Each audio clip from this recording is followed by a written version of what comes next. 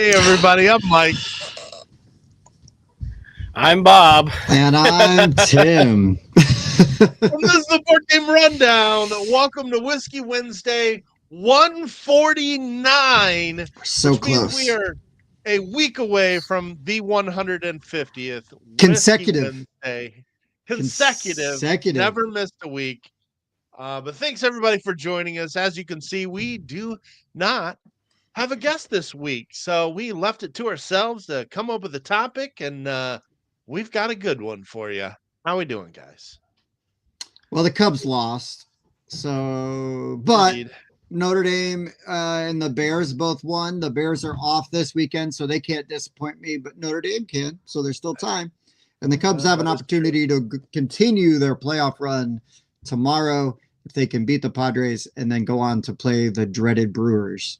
Yeah, that is true. Yeah, and fortunately, the Mets choked down the stretch. They did not. Be nice to Dave. I was gonna be sorry. nice to Dave. I was gonna be nice to him because that was hard to watch. I mean, we've watched our own teams do that before. But we can get to that. I mean, it is too soon. We love the Rossies, but when you're from the Midwest, at least for me, I'm always going to root against New York and LA teams. That's what's going to happen. More the Mets for me, but it's a personal grudge. It's funny you root more against the Mets than you do like the Yankees. Yeah. No. Yeah, no. I do. I don't. Personal grudge though. Personal grudge. Because when I was a kid, the very first Cubs game I went to was a Cubs-Mets game. And that Mets team had Doc Gooden and Darryl Strawberry on it, and maybe even David Cohn. You can't compete with that level of cocaine. You are correct. And the Cubs didn't. So not only did we lose, but there was some Mets fans that were like trash talking my 6-year-old ass, and I just never forgave them for it. So I've just hated the Mets ever since. Yeah, okay. Because it's like, what kind of fan talks shit to a 6-year-old? Like, how terrible of a fan are you? Phillies fans, give me my ball back. Well, that's a whole other level. That's a whole other level. What's up, Googs? What's up, Steph? Carlos, you gotta believe you are correct. It's a scary way to start October. Talking about how many unplayed games I have. Oof. Steph on the other side of the world. Andrew with us as well, another fan of a team that did not make the postseason. Wait, no, the Reds are in. Oh no, that man is from Ohio and is a Cardinals fan. That's right. He wears red, but he's a Cardinals fan. Oh yeah, well, I'm not sorry about that. I'll be nice to the Mets, but I will not be sorry about that. We'll give some wins to the Mets and the Yankees, but we don't want the Cardinals. There is a very good Red Sox Yankees game on right now. I'm actually half tempted to. I'm not tempted. I'm doing it. I'm pulling up YouTube TV on my phone. Wow. Okay, that's Mike's commitment. It's distracted Mike. Distracted Mike. Fair. But distracted Mike was half watching the Cubs earlier today. As we said, the bats did not wake up or have stayed asleep is the correct nomenclature. Also true. What up, Chris? Chris, I won't be making it to Indy, so I gotta let Brian know so if he can get somebody else in there to let them have my spot. No Bob either? It's not worth I mean, I can't get out of work at all, so I won't get home till after 5, right? And then I'd have the Winston situation, and then my buddy Elazar's from Minnesota is coming down to his parents' house. He wants me to stop by at like 4 or 5 to say hi, so I'd have to leave early Saturday anyway. So it just ends up not really being, worth going down. I hear you. I mean, I'll be around, so I'd watch Winston, but I get it. It doesn't work anyway, so. No. Oh, boy. Another error. Sorry. Oh, Lord. Here we go. Okay. I know. Mike will be like, come on, guys. We need to get in and out tonight. No. I don't really care about either of these teams. I just love when the Yankees lose. It's just like, it's so good when they lose. When you spend the most money and then you still lose, it's great. Anyway, Hoping so, Chris. We'll see. I'll have a situation again to deal with, and again, I can't get off on Friday because another guy's got free Friday in October, so I can't get out. yeah, so that maybe everybody else kind of knows what we're talking about. We've mentioned it before. We go to a thing called Indie Spiel. It is a invite only sort of, I guess you could call it convention, but it's really just a gathering of people playing games in a church. It's invite only because there's limited seating. It really only fits a couple hundred people, but it is a great time. It's like there's pizza, there's tons of games, there's lots of free games. There's awesome people there. Like, some of the best gamers. Yeah, great crowd. Flea market, which is an excellent place to sell and buy games, heavily discounted. Some of which made this list. So that's what we're talking about. And then, of course, Tim's sister's hosted event always during Notre Dame's bye week. I have to miss both. So Also, we have another convention coming up that is an actual convention. Do we not, Mike? We do. This will be our third year at Tabletop Adventure Con in Warsaw, Indiana. Warsaw, halfway between us and Indy, closer to us than Indy. Closer to us. But if you want an idea, it's basically where State Road 15 and US 30 meet, south of us, north of Indy. This is a small little convention that has grown quite a bit over the last couple of years. They started in an elementary school. They've now moved into what I would call the field house or the recreational facility of the local high school, which, by the way, is a very nice local high school and a very nice recreational facility. It's a big area. Yeah. It's a big place, and we get a dedicated table. So two of them, actually. And so we show up, we bring a buttload of games, and we teach games all day long. Some of the other things that's nice about this is that this event is put on by Daniel Cervantes. He's the, I guess, the creator or CEO, if you will, of the Healing Road. The Healing Road does therapy for families. Part of the proceeds goes to that, which means it actually pays for families therapy during the holidays. So I think that's a great cause. They've got the lending library, which has over 1,000 games. So if you want to check out games you don't own, they've got a cosplay contest. They've got a consignment store. There's about 25 to 30 vendors even. And I think there's going to be even more than one food truck this year. So, and there's a ton of great sponsors. Like if you, I know Berkey's always one of them. Slugfest is always in there. There's a ton. It's $20 for the whole day. And this is Saturday, October 18th. It does go into Sunday, but we won't be there Sunday, just Saturday. Right. We get there bright and early, get our games trucked in, and then start setting up our table. Yep. So if you want to come hang out, we will be there all day long. It's a great time. And it is, I mean, it's everything Mike said. And also it goes to a good cause, right? You're helping out a good cause. Yeah, I bought a couple games at the consignment table last year. And they do a raffle too, don't they? There's raffles. Yeah. I won one version of Red Dragon Inn, and then on the consignment I got a good deal on Motor City, the kind of car themed roll and write from 25th Century. Sweet. Do it, Chris. We got quite a few people that kind of show up and hang out with us, so it's fun. Yeah, it's actually probably a little bit bigger than PoppyCon, just as far as the size of the space. The space is bigger, and it's probably a little better organized. It's not as much like role-playing games as PoppyCon, but not for lack of. It's not that they're welcome. I just feel like I see more board games being played. I would agree. Yeah. I mean, honestly, and I mean this as a compliment, they're gonna take all comers. You know, like, hey, You want to play role-playing games? Please do. Have a great time. Like gonna play board games.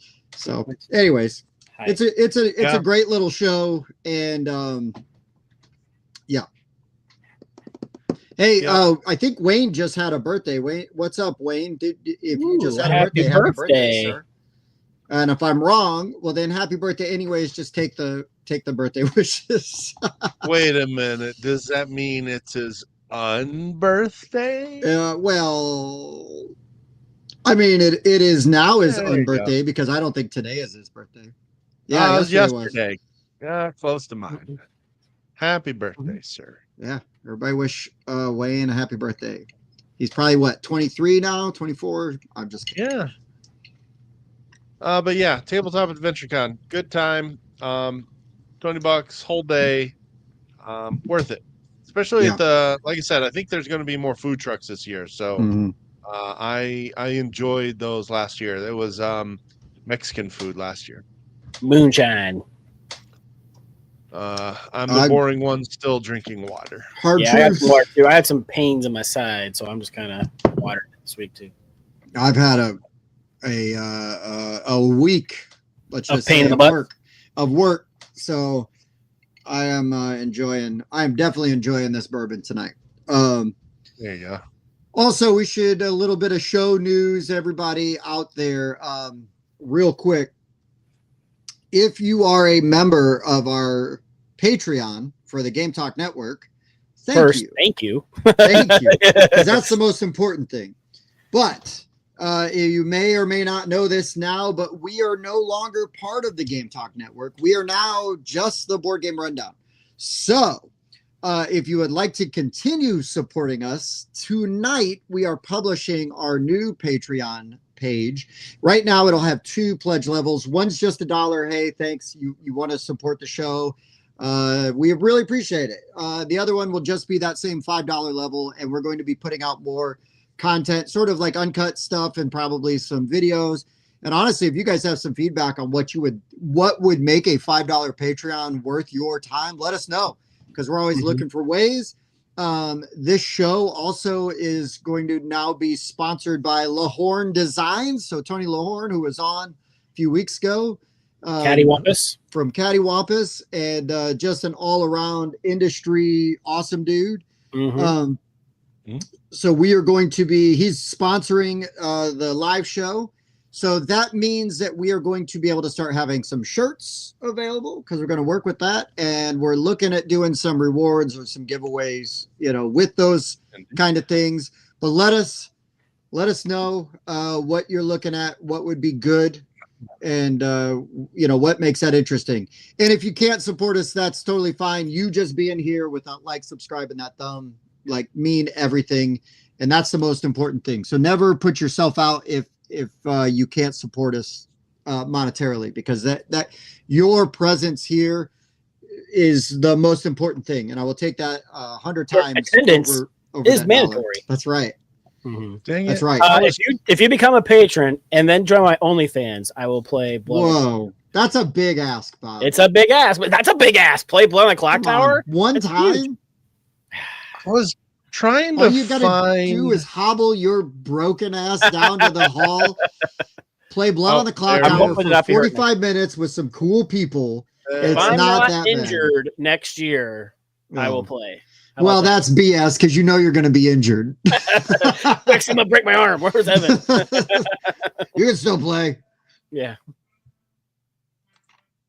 No, I was just kind of showing you guys sort of what's been going on behind the scenes. One of many things going on behind the scenes here. So, first of all, this is our old Patreon. We were part of Game Talk Network, and we had some patrons. We will reach out to them, probably via email and whatever method necessary. We're not part of Game Talk Network anymore. So this patron, continue to sub. But we appreciate it. If you like Game Talk Network and you feel you want to still support them, please do. There's this isn't like a bad breakup or anything like that. This is a great thing for us. So no, not at all. The guys at Ministries Rundown, they are I'll tell you right now, I am not opposed to anything like that. Yes. Like I will do anything for us Money. for money. I'll tell you that right now. I used to do it all the time. I still will. I will say also, $20, you know. also you can pick the other level where I will grow out one side of my hair and do the show with a comb Comb out. over. Yeah, Oh, nice. That would be hot. man, my Um, wife would hate you guys. yes. So anyway, this is what it was. The guys from Ventures Rundown, still good dudes. If you want to support them, do it. They put on a great show. They even passed us in subs. Yes, shut down the rundown. So that is a great segue to what will soon be our new Patreon, which is not published yet, but you are getting the behind the scenes preview here. Mhm. Couple things about this. So one part of us moving away from Game Talk Network meant setting up a whole new studio at Bob's house, which came out of our pockets. So all the equipment, all of the stuff that you're seeing, all out of our pockets. All of the new videos that you have been seeing have been coming from Hoop Studios. And so it's all set up and we're off and running. So if you're a patron, that's going to offset the cost of doing some of that stuff. Plus the fact that we pay for this live stream website, that'll help offset the cost of that as well. Where's that weird music? Why do I hear a clarinet? That's my daughter practicing upstairs. She's a clarinet player. She is. Well, we have something in common. There I you was go. forced to be there. I was a clarinet player too, but she's way better than I ever was. We can get into a funny story about that. And then where else was I going with this? Oh, I always wanted access to our Patreon account, but because of how it was set up, I could never get it. Now we all have access to the Patreon account. So that means it'll be easier for us to submit content for our patrons. So for those that would like to help support the channel, this will be the new option here very soon, and we'll make it worth your while. Yeah. And also just kind of, I think another great way to get a hold of us too is in that Discord. I mean, you can always comment on a video. If you know us or you find us on Facebook, you can ask questions on Facebook, give us suggestions on Facebook. Discord's a great way. But reach out to us. Also, boardgamerundown@gmail.com. Send us an email. If you've got any questions, suggestions, like we just want to keep making content and we want to like do it. We want to do right by everybody that helps out and supports us. And again, even just watching, like don't ever put yourself in a bad position or an awkward position. We are just happy you're here. And then reach out to us if you're interested in a shirt, because we could get you a Shut Down the Rundown shirt. We can make that happen. Yeah. We just got to work out a few things as far as like what that looks like as a cost for us and everything. But I would love to be able to give out some shirts like that. And then we can, but yeah, like Steph said, top 10 whiskey list on the Patreon. So yeah, I mean, that's the thing, right? Is we'll put some things behind the paywall to kind of reward those folks. But, also we're going to keep putting out tons of content here just because we love you. And, we just like participating. So it's not like everything's going behind a paywall or anything like that. So no. You're not going to see like format changes besides what we've already done, moving stuff to Bob's house. It's still going to be at least 2 to 3 videos going to our YouTube channel every single week. So I can also say that a friend of the show that is a patron is getting married, and he reached out to me on Discord and was like, hey, I'm doing a bachelor party and I want to do board games like the whole weekend. Can you guys give me like a list of games that play up to 6 players that aren't party games so that we can play all weekend? And so we are working on a list like that as basically a Patreon request. Now we'll put out that video live, right? Or for everybody.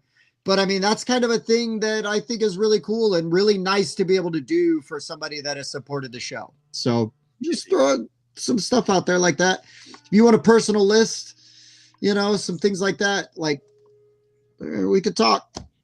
Yep. Steph, to answer that question, at the earliest tonight, at the latest, I would say end of the week. It's ready. We just need to publish it. Once we do, we will notify everybody. We'll do an everyone tag in the Discord and use all our other platforms to make sure everybody's aware. And then we'll email our existing patrons so they're aware also. Sweet. So yeah, clarinet player in middle school. Yep. My middle school, if you played in the band 6th, 7th, and 8th grade, 8th grade did a Cedar Point trip for free. Ooh. By the time I was in 8th grade, I knew did not want to continue doing band, and I stayed on just For Cedar Point. for Cedar Point. Yeah, Worth it. and I was like not practicing, so I was the one squeaking all the time. So when we were Nice. doing live performances, to not bring down the better players around me, Just fake it. I was literally just moving fingers. Like I Yeah. knew the notes, I was not blowing. Yeah. Title of Mike's sex tape. Ah, I was just moving fingers. I was not blowing. That's right. That's correct. Anything else that we wanted to get out of the way before we jump into this thing tonight? I will say, stay tuned. You're going to see me on an episode of Around the Board where I participated in one of their top 10 lists. They have a really fun format on how they do it. I don't know when it's going to come out, but it'll be soon. We did top 10 games to start a collection with, but everybody gets a turn to submit a game, and you can approve it or veto it. So I would just say, hey, check out Around the Board. Anyways, they're fun, and they have a lot of good sort of back and forth. And it was fun because I didn't like play like full villain, but I did get to troll a little and like pick on some of the games and the picks. And I feel like I had some pretty great rants about Dominion. I feel like I represented you guys really well because Dominion was brought up. And just to give you like a little sneak, I said Dominion is like a foundational game. And like all foundations, they should be buried in the ground, never to be looked at, and then you build great things on top of them. So it's like just like Dominion, just throw it in the ground. Bury it around. Also, we all three of us were on Tabletop Submarine, and those episodes are now out. Are both of them up? Well, at least the first one is. I'm not sure if the second one's quite out yet, but they split it into two-parter, and the first one has been released, I know for sure, and the second one might even be close to being released as well. So make sure you're checking those guys out. Friends of the show, Josh and Andrew Styles.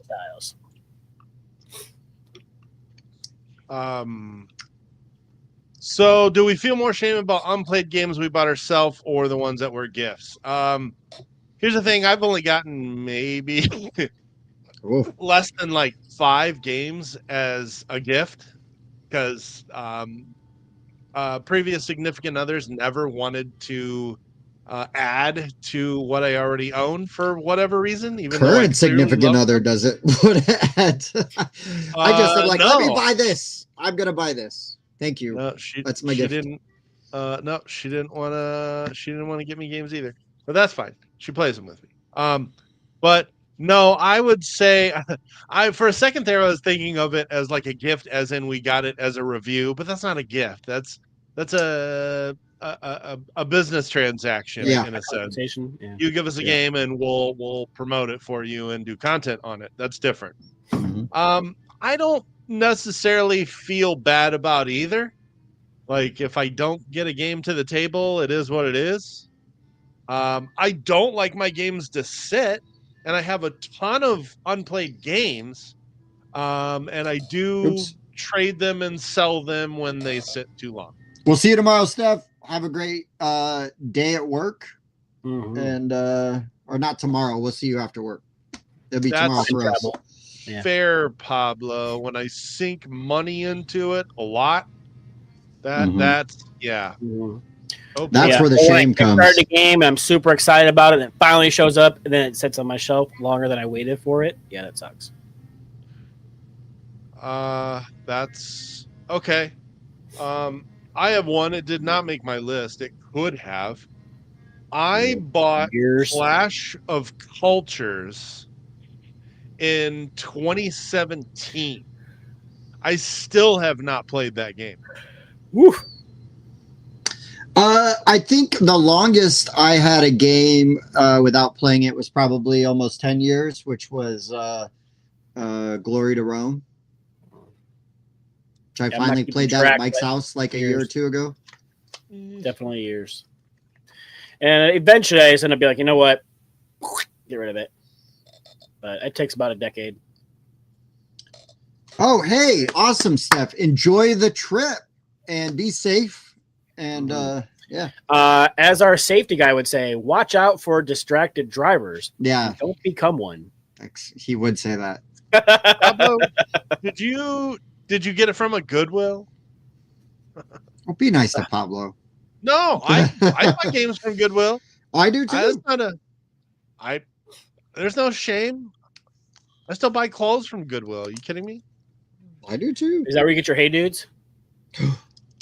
No, nobody takes those into Goodwill. I've looked. Yeah, because they fall apart. They hang on to them because You they're get really comfortable. You get them sup bros. That's right. That's the Temu version. Yeah, Temu version of Hey Dudes. Nice. From Target, even better. All right, so I guess we should jump into our top 10 shelf of shame. Do you guys have anything you want to add to this before we jump into it? Any numbers, any stats, fun stuff like that? Pretty No. self-explanatory list. Most of mine just ranked in the order I'd like to get them to the table. Yeah, I just wrote down a bunch of them and figure I will talk about the ones that make me the most sad. All right, I'll add a couple things here. So we've done this topic twice in the history of the channel. The last time we did it, Bob and I did it on a weekend that Tim was out of town. I think this was like March, April, perhaps. So it was just the two of us, and we did it in the old studio in Fantasy Games. And then we also did this topic in February of 2024 with Arwen Kafke from Cardboard Time. Before Bob was a regular on Whiskey Wednesday. That was, like I said, February 2024. When I did that list, this is the beauty of putting all my lists in Google Docs. When I did this list, I, at the time, owned 238 games and 76 of them were unplayed. I'm now at 339 games and 123 are in played, which means if you're scoring at home, over a third of my collection is unplayed. I don't love that number. Kind of hate that number. Yeah, shame. But Shame. part of what happens is like you get excited about games and you buy them, and then we ended up reviewing other stuff. Yeah. So, or somebody else has a copy and it gets played and yours doesn't. Like my Cthulhu Wars that I own, I don't think it's ever gotten played. Yeah, I guess I don't necessarily count games that I own that I played. But I played somebody else's copy. I haven't played my copy yet. Yeah. I haven't count that as my shelf of shame because I have played that game. So I have one on here that I've played somebody else's copy, but I haven't played mine. And I have one on here that we played in its prototype stage, but I have since received my finished copy and I have not played it. Mm-hmm. I got a good mix of new and old because, I've got some games I bought a long time ago that still have not hit the table. And then I've got a couple Gen Con purchases that still need played. Mm-hmm. So, all right. That's about it. Enough numbers. We can get. Man, I'm going to need 2 hands. Oh, wow. Ooh, that means I get to use all the number transitions. Yes. So, as usual, we start with Bob's number 10. That's 20.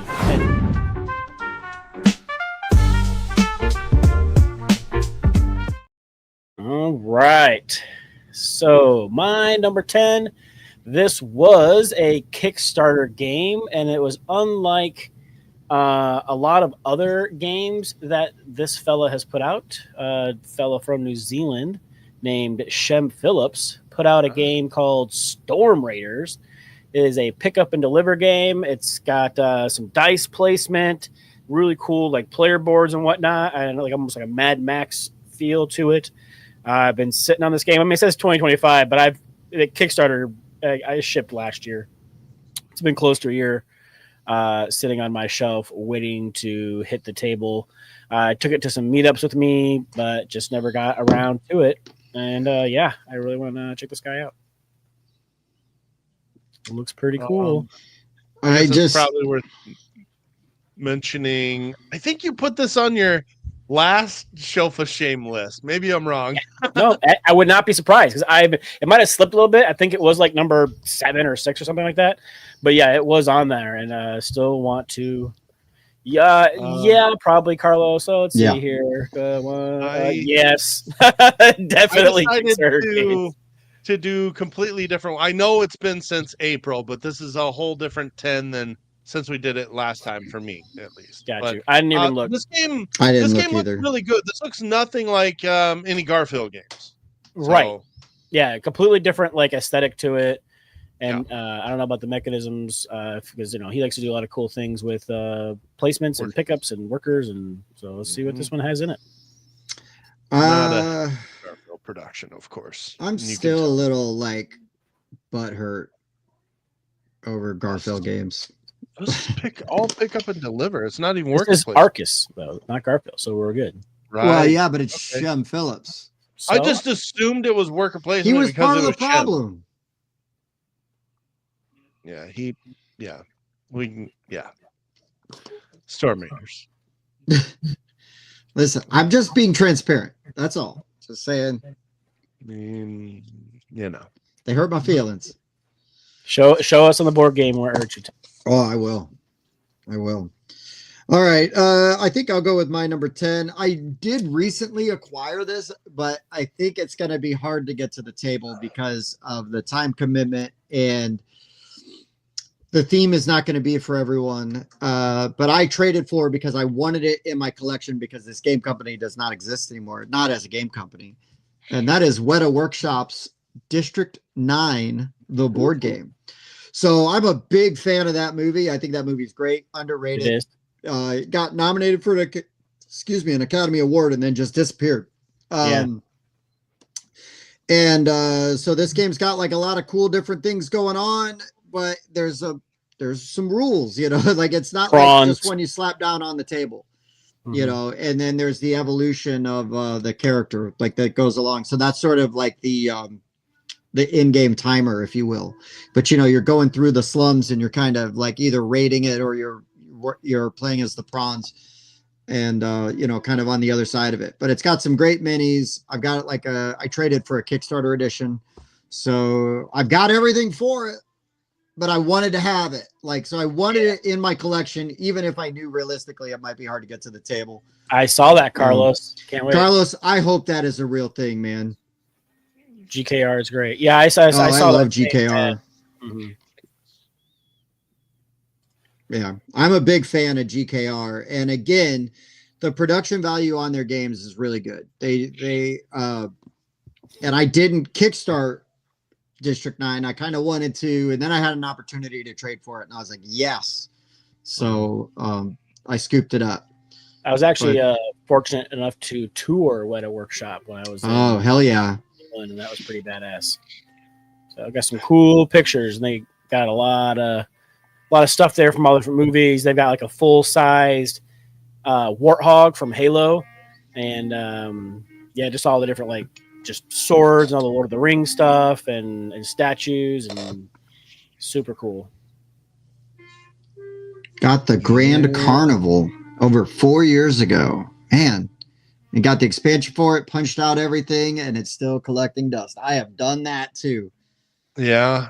I would say there are less Kickstarter games that hit these lists. There's something about the whole paying in advance, usually more, and getting stretch goals or expansions or deluxe components, and then waiting a year or two and then getting it. The excitement just builds to that moment, and I'm more likely to punch it right away, read it right away, and force it to the table than like some of these retail purchases that I make. So Sure.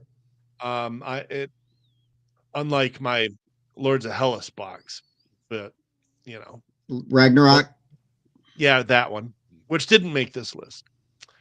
All right. My number 10 is it is actually an indie spiel pickup. So I got this game earlier this year. I was always interested in this one, and then they're actually in the middle of a reprint campaign right now with an expansion, and this is Art Society from Mighty Boards. I think Mighty Boards recently has really put some great games out. Um, and this one looks great, and it's just right up my alley. So I've always talked about how I love auction games, and it's because of playing Masterpiece as a kid. Buy low, sell high. This one is an auction game, so 2 to 4 players will be bidding for paintings, and then with a little bit of set collecting, trying to put them onto their player board in a way that scores you the most points. There's a little bit of puzzliness to this because you have to make them all fit. You obviously, towards the end of the game, as your board gets tighter, you need to be cognizant of the space that you have available to put the paintings. But I just like these kind of games because I love the player interaction. I like the economy of seeing how much money people have and trying to outbid them or force them to spend more than they're comfortable bidding. And this one has a great insert too. If I can get a picture of that, like everything is held in here very nicely. Hmm. And yeah, there is an expansion reprint, I believe, still live right now. Very light game, looks easy to get to the table, just haven't made the time for it yet. That Art Society, my number 10. Carlos asked a good question. Do expansions for games you haven't played the base game of count as a show of shame, or are they separate? I don't count unplayed expansions on my shelf of shame, but I could probably do a top 5 list of unplayed expansions that I have. Yeah, Oh, yeah. I wouldn't count it as like shelf of shame because like that happens a lot. Like I have a base game, you're teaching new people how to play it, so you don't, you might leave a new expansion out. Mhm. I don't count it against the Yeah. expansion, so I wouldn't shelf of shame that unless it's a standalone expansion. Because Tim loves True. those. Standalone expansion.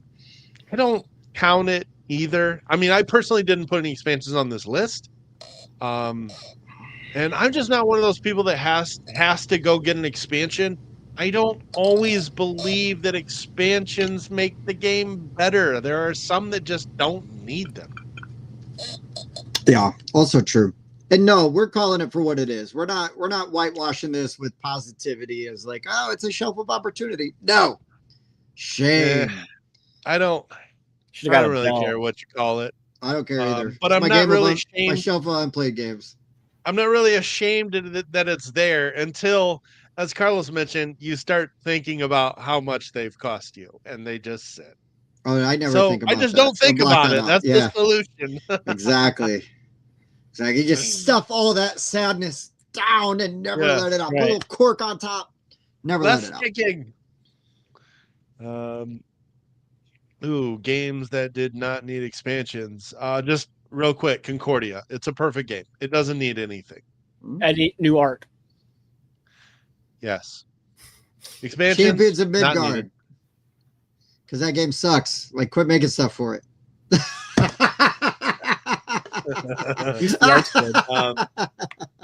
No, that is a good. I'm going to add that to my topic list. But while I'm doing that, let's segue back to Bob for number 9.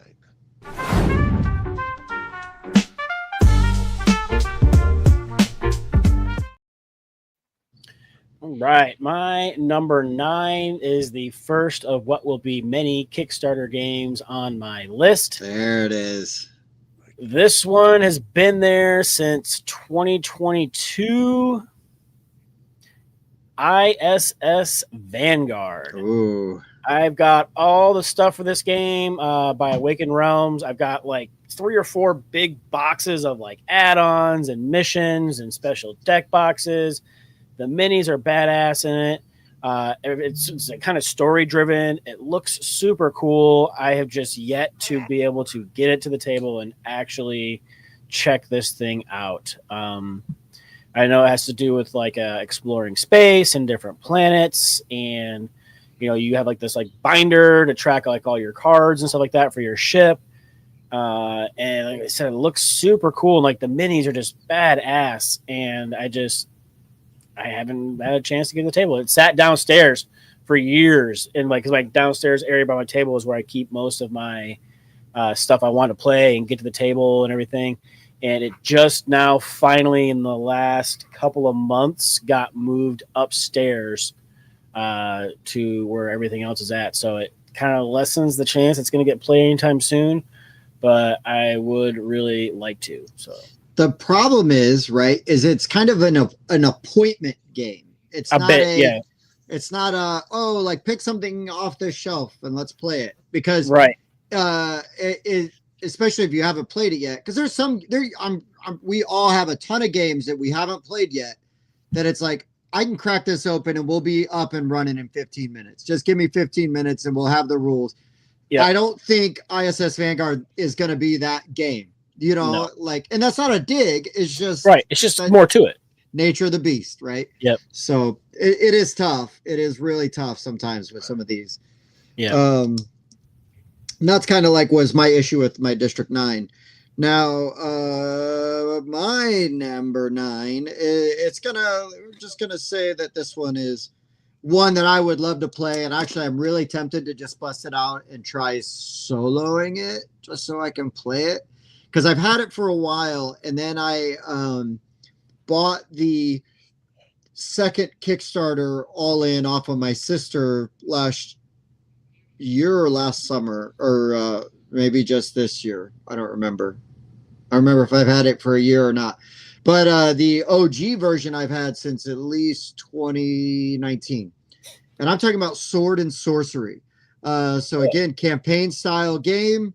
And one of the things that kind of drew me into this is that, like, you're trying to progress, right? Like through the dungeon or whatever.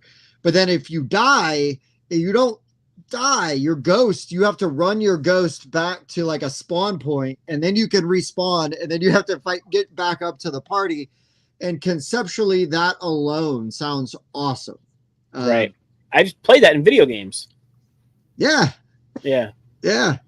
So I really want to play Sword and Sorcery. I think it looks really cool. I love the idea of it. And yeah, I'm just really excited about it. And then Carlos had a good question. Do I research games more thoroughly? Sometimes. Yeah.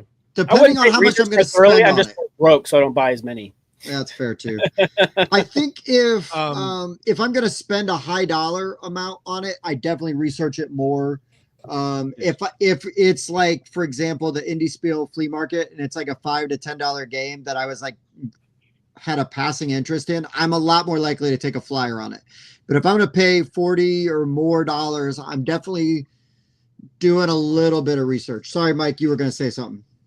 No, I think you nailed it though. It's very much dependent on cost. Mm-hmm. If you're under $30, a mechanic, I'll just buy it. Or a designer, I'll just buy it. Yeah. Or somebody I like that I trust their instincts on games says, you need to check this one out, and I can find it $30 and under, just buy it. But when we're talking about your standard 12 by 12 box, $50 and up, yeah, there's a little bit more research now to make sure it's not going to sit.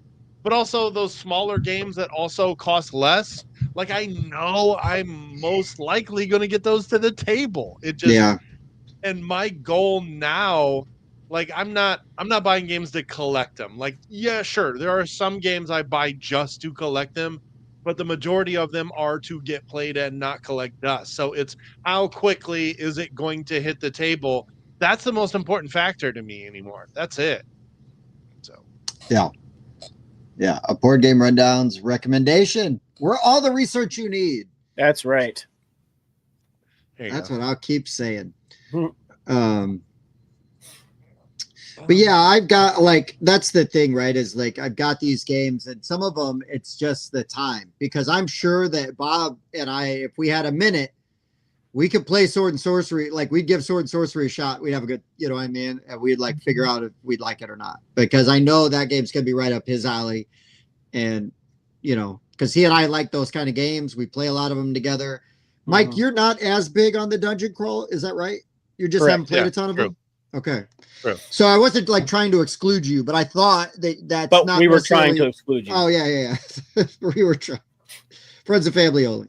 Yep. So anyway, Sword and Sorcery, I've got a ton of stuff for it. I got a ton of the expansions for the original version, and then I've got the Kickstarter all in for the second edition, which isn't really like a second edition. It's like a whole new campaign, I believe. So it's more like a reprint, but like a whole redo. Yeah, so more like how Descent did like it, a right? standalone Like, expansion. Yeah. A sequel. Sequel's better. All right, Rice. Let's go old. Let's go real old. Let's go like crusty and brown. We're not talking about Underpants? Bob's Underpants. Hey. We are talking about an old Rudiger Dorn game published by Rio Grande. How crusty and old can you get? We're talking about Genoa, aka Traders of Genoa. The ironic thing is, we know friend of the show, Jason Smith from the Board Game Mechanics, loves games like this. Old games that are very brown, very Euro looking, and very Rio Grande. He loves games like this. Before I knew who Jason was, I bought this off his old co-host, Joel. Joel, yeah. He put some games in Marketplace dirt cheap, and this was one of them. I bought some games off Joel, yeah. So I didn't even know who he was at the time. So Traders of Genoa is one of these. This is a Mike game. This is one of these games where everything is tradable. You are moving your guy around and you are picking up resources and you are trying to turn in those resources in other parts of the board in certain combinations to create sets and get points. Except it's going to be a lot easier if you can just trade for what you want, and everything is tradable and future deals can be made. And I just love games like this. I love games where I can negotiate with everything that's valuable, and your turn matters because I can gain something from it if I'm willing to give you something that you want. I absolutely love games like that. And I am a big fan of Rudiger Dorn as a designer. So I picked this one up a long time ago because it was sort of getting hard to get at the time. This is actually the super old, crusty version I have, Traders of Genoa, before they streamlined it to just Genoa. But it doesn't matter. These old games that stick around this long, they do that for a reason. They're good usually. So, yeah, the money's terrible. I would definitely use poker chips. Yeah, I mean, Rio Grande is definitely not known for the looks of their games, but I mean that is true.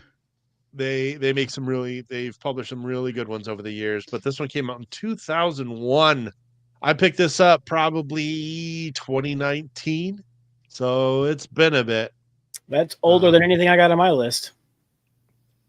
So, yeah, Genoa, Traders of Genoa, just very much a Mike game. All right. Dude, what would you call a game where there's trading but you don't know who you're trading with? Would that be a hidden trader game? Oof. I mean, listen. Number 8.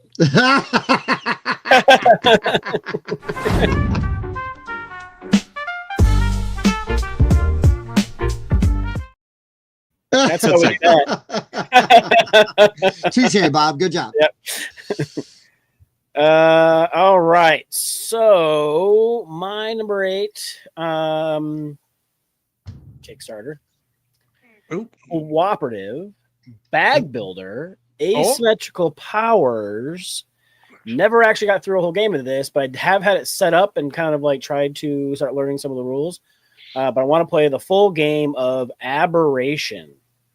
Oh yes. Yeah. So you Almost. are in this city. You have like this little tower in the middle, like a fort, and you've got workers, and you're going to take your dudes and go around the board, and you're going to be flipping over these little discs that have like monsters on them. You are taking pulling tile or circles out of your bag, and those are like the color that you have are the actions that you get, and you're kind of you have like a you see like the main player board in the middle that has all the different like colored discs on there. Those are all your your stats, and then the ones on the outside are like your character abilities, like your job and your class kind of a thing. And so you can kind of mix and match your player abilities, and you're all building your own bag to customize it to try to do certain things that you're good at. And this it looks really cool. I've got the mini. It comes with standees, but then there's a miniatures package that you can get that I picked up. I have the spellcaster box that you can get that's got a couple extra characters in it. And yeah, I really want to play a full game of this because the little bit of just kind of like moving pieces around to try to see how mechanisms work and whatnot was a good time, and so I want to play more. Oh yeah, Yeah. This is one I almost backed myself. I remember we were discussing this one and like who was going to back it. And I really want to play this as well. I know this was one of the co-designers is one of the designers of Lords of Waterdeep as well. oh hell yeah. But yeah, this one looks really good, and I love that mixture of mechanics. Yep, yeah, and the art's really good too. Yeah, Aberration. Yep. All right, man. I don't want to step on one I think Mike has on his list, so I'm gonna bounce around a little.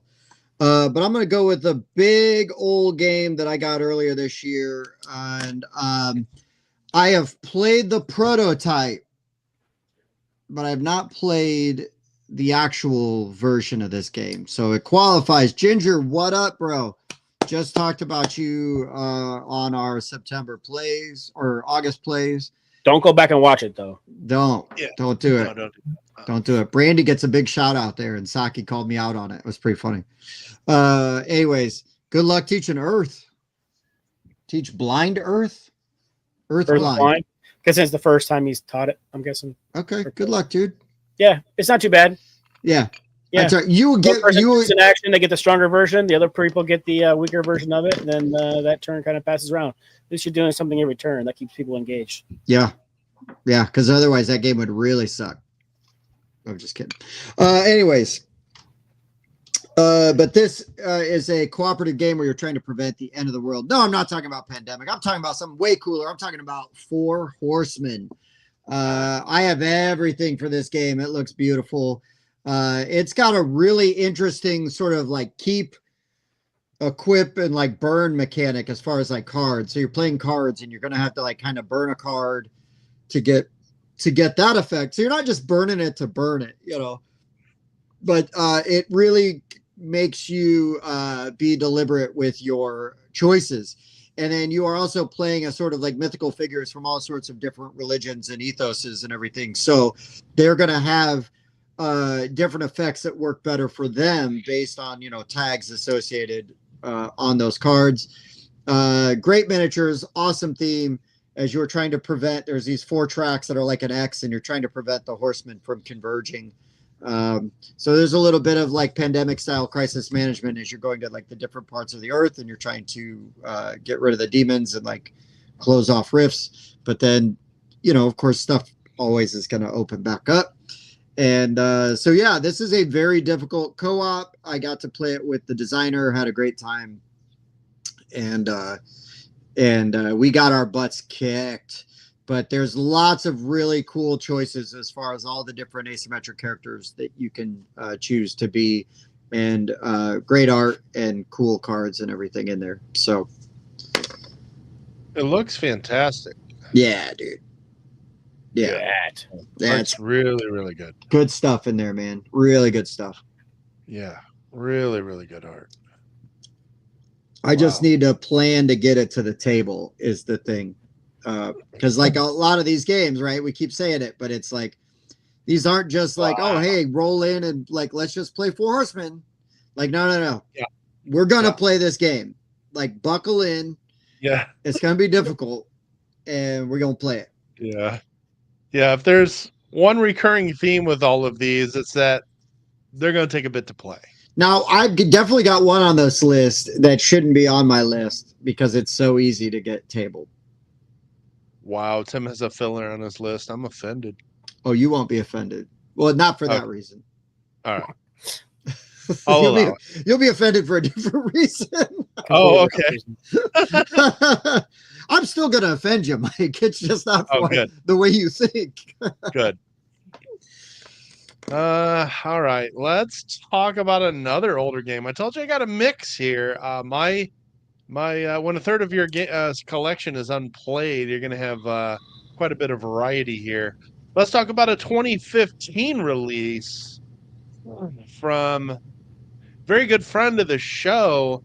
I'm talking about Asking for Troubles. Oh, I have not played this either. Also, but I don't have not played this. So, at Gen Con last year, I agreed to make a trade with Mike Giuliano.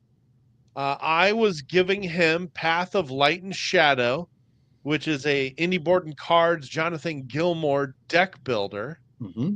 And Mike wanted to try that game because it's one of Chris's favorite games. And I had already played it 4 or 5 times, realized I probably wasn't going to get it to the table again. And he's like, I have more than one copy of Asking for Troubles. I'm like, let's do it. So he gave me that and an expansion for Troubles, which is unplayed. But I understand this is a great gateway worker placement game with tons of sci-fi and space. What? Nothing. Please continue. Yep. I didn't hear what was. There's a lot of orange. We said you said tons of, and Bob and I both said orange at the same time. Oh, that's all. You. Yes, there is a lot of orange and a lot of blue, and that's probably why they used those colors for their channel. But yeah, I really want to try this. I heard it's pretty good, and just haven't. Only had it about a little over a year now, so it hasn't been like completely rotting away on my shelf. So at least there's that. But it's only a 2 weight, so it should be pretty easy to learn and get played. I just need to make it happen. So I can at least say, hey, I've played one of Chris's games. Yeah. Well, no, I played games that he's worked on, but not designed, I guess. Right. Like where he's worked on the art design, right? Mm-hmm. Yes. And quick little side note, when Wispwood from Cardboard Academy is about to go live early next year, we'll probably get our hands on that one. So wait, Alchemy, right? Cardboard Alchemy. You said Academy. It's Cardboard Alchemy, right? Cardboard Academy. Wow. Yeah. Alchemy. Sorry. Okay. No, just making sure. I was like, did he not? Wrong. A word that ends with a Y. Yeah. No, I mean, I can see why you said it. I just was like, okay. Yeah. No, that's actually a publisher I'm going to start up. No reason, though. For no reason. Just to accidentally, get people to accidentally buy your game when they're like, oh, wait a minute. And it's Whisperwood, not Whisperwood. Yeah, our first. That was the other thing. Whisperwood. You said it kind of weird, I think. I might have just said Wispwood, which I think somebody else is making a game called that. Mike's game. Yeah, see? Yes. That's Mike's. That's Mike's. Academy is Wispwood. Yes. Yeah. Our first Kickstarter is actually going to be called Icecraft, however. So. Right. And then we've got Doomhaven coming out. And Lost Punk, the board game.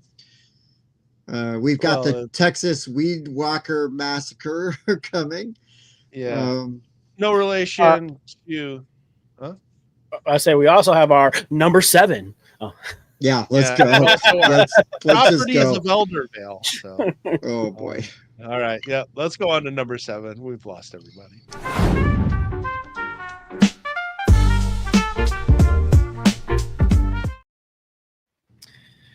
So my number 7, I've technically played. A friend of the show, Jason Smith, taught us this game.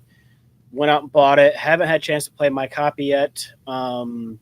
Never thought I'd enjoy a game about making dresses and stuff for people, but Rococo was fantastic. And so I went out and bought the bougie version, and I've yet to get it to the table. You're, like I said, making dresses. There's a mix of mechanisms in there, but that Eagle Griffin version is awesome. Like, it's one of those kind of big boxes. You look at it, you'd think it's a Lacerda game because all those Lacerda games are coming in those boxes nowadays. But it's just a bunch of fun. The way it plays out, and I don't know. I never thought I'd like a game about. Like I said, I never thought I'd make like a game about building and selling smartphones either. But yeah, that's true. Yeah, but no, this is really good, and it's relatively light for like what it is. What do they have it rated at? Like a 3 or something like that? No, I bet it's under a 3. Right at a 3. Yeah. So it looks intimidating, but it's really not. Once you've learned that iconography, it's not bad at all, and it's beautiful. Yeah. It's pretty easy to play. Yeah, we learned and played it in little, like right around an hour. Yeah. It's not very difficult, but it is very satisfying gameplay. When you start getting like towards the end game and you're buying cards just to create those like scoring combos at the end, and you see how differently they work. There is a lot of replayability in that box with the different strategies that you can use with those cards. Yeah. Really, really good game. Really good. I would love to play this again. I have the OG version, but I don't care. That was the version we played originally. And really, for an older game, it still looks very good. The box, maybe not so much, but I think the art on the board is good. Yeah, the board and the components look good. Chris, have a great night. Always good to see you, buddy. Can't wait to play games with you soon. Yep. Great pick. I would love to play Rococo again. Yeah, I would play it for sure. I've only ever heard good things. All right, so my number 7 is a game I know Mike is going to want to play. It's from Trick or Treat Studios. This is a reprint of a Bruno Feduti game, and I am talking about Treasure of the Dwarves. Because we know Mike likes a good bidding game, and I gotta say I agree with him. I also like a good bidding game. And so yeah, I can't wait to get this to the table. And Trick or Treat, like we've done work for them before, and I really enjoy this company. Like, so I mean, full disclosure, but they put out a lot of games that I really like, and that I have bought several of their games on my own dollar, and they've sent us a bunch of games too. So full disclosure, and we've got a great relationship with them. But this is what I've got, and I'm dying to play it. And I just know I need to bring it to like when we film, because Mike will be like, "Hey, when are we gonna play that?" Like it's one of those things, right? That's like a low hanging fruit. That's easy bait for Mike, and then Bob will go, "Fine, we'll play it." But yeah, Treasure of the Dwarves looks great. It's a Feduti, so it's probably good. Just gonna say. And yeah, just got mechanisms that I'm really interested in from a company that I trust. So. Yeah, give me some bidding and hiding stuff behind screens. Yeah, I'm probably in. Yeah, exactly. I knew you'd be in on this one, Mike. I knew when I said this one, you'd be like, "I'll play it." Well, oh yeah. Well, I remember when we talked about during the Gen Con preview, I was excited about it. I think Giuliano knew more about it than we did, and he said enough for me to be excited. So. Yeah, well, I'll bring it around. We'll get it played. Yeah. That'll be a lot easier. All right. So that one's a lot easier to table. You know what I mean? Because that's under an hour, I'm sure. For us to play with learning, I'm sure it'll go fast. There you go. Sorry to interrupt. Please continue. Nope. Let's talk about another Gen Con release. I've watched some rules videos on this, but I haven't dug all the way through the rule book yet. But man, we got to get Lightning Train played. We do. I mean, this is Paul Denon say no more. Paul but Denon. Sorry. but I will Plank and Dune Imperium. But the deck building master here decided to make a bag building game with route building, and it definitely plays like the type of deck or bag builder that is buying chips and trying to increase your supply and weeding them out and culling them out. This is not a push your luck bag builder, is what I'm trying to say. It's very much a here's the market of chips you're able to buy to improve your bag and use that to do as many cool actions as you can type game. Can't wait to play it. Unfortunately, the title and the art just doesn't do anything for me. The components don't either. I really wish the small thing I would have loved. Why couldn't they have just used like circular chits so they can put coin capsules on them? Come on. Yeah, so Mike, I want to play this because I want to know, right? Out of curiosity. But you bring up a good point. The game's kind of ugly. Yep. It's got a weird name. Theme's not great. Yeah. And it's also really weird to me. And I don't, like I said, I want to play it so I know for myself. But like, this kept selling out at Gen Con, right? I've heard no one talk about this game since. That makes me nervous. Yeah, exactly. It was in the hotness for maybe about a month. So into September, it was still in the hotness. It is not anymore, however. And that doesn't mean anything necessarily. Just usually though, like I see all these posts all over like Facebook and whatever, where it's like, right. Oh, I'm playing Lightning Train. This game's amazing. Like playing Lightning Train again. And I'm not seeing that. I've not seen that. I know. Yeah, I'm a little worried as well. I'll be honest. It was really just a name impulse mechanic buy. Well, I do not fault you for that at all. I really considered getting a copy for myself, just because of the hype. And I didn't because I didn't try super hard to get it. And I was like, it's fine. It's not meant to be. Mike's got one. And I'm just really curious. I hope it's good because I really like Paul Denon I mean, I love Clank. So, I mean, and I think Twilight Imperium is fine. I think Dune Imperium. I think Dune Imperium is fine. I think Dune Imperium starts to fall into that game where it's like you need to play like that style of game where it's like not quite a lifestyle game, but the people that love that game just want to play that game like all the time. And I'd like to play it a few times, but I don't want to play it with people that are really good at it because you're not going to be competitive in your first couple of goes. So I disagree with that take. I have seen new players do just fine. Okay, fair. I'm not going to die on that hill. I'm just putting out that as a thing. And that's a good point there. I'm assuming that's Jason from around the board, but SM might bring it back. It is between print runs, so maybe it's just not enough people's hands yet. That's fair. That's a good point. It's fair to say that there may have been smaller print runs at Gen Con this year. Yeah, that's legit. And it's very likely that it's cheaper to get stuff into Europe than it is into the States, which is a sad state of affair. Yep. But that's just another Gen Con release that really needs to hit the table. Yeah, good one. I could have had a couple of those, but Bob and I got some of them played recently, like Battle of Hoth and things like that. So because that would have been on the list had we not played it. Yep. And Enthroned. Yeah. Yeah. Talk about games you're hyped for that we haven't gotten played. Yeah, those would have been it. Spoiler alert, both those games are great. Spoiler alert, Enthroned review comes out next week. Holla. Oh, it's Daniel from around the board. Oh, Daniel around the board. Sorry, I was thinking G3. Daniel, sorry. I'm not even, spoiler, the Enthrone review comes out Monday, October 6th.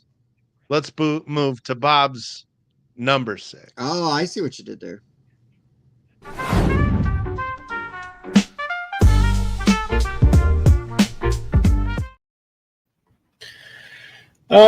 So my number 6 was I picked it up at Gen Con. It was kind of a spur of the moment thing. It sounded interesting. I've been playing a lot of Crokinole, and this game involves some flicking. But you flick to explore planets in Ascending Empires Zenith Edition. So it's got 2 big play mats that roll up and fit in the box. That's key. You have this? I do. By Play to Z is the publisher on it. Did you buy this at Gen Con? I did. Mm-hmm. Okay. Yeah, I And think Mike and I no both did not idea. know you had this because we probably would want to play it. Oh, cool. I can mark it off my list. All right, Bob, I'm on my way. Sweet. Yeah. All right. Thanks, guys, for watching. We'll see you next time. No, I've Bob, been you got to Bob. keep doing the show till Mike and I get there. Yeah, so those discs that you see are planets, and as you're flicking to explore, you got to get your ship into like that little atmosphere in order to get onto that planet. And then you're going to do a bunch of shenanigans while you're there, I'm assuming.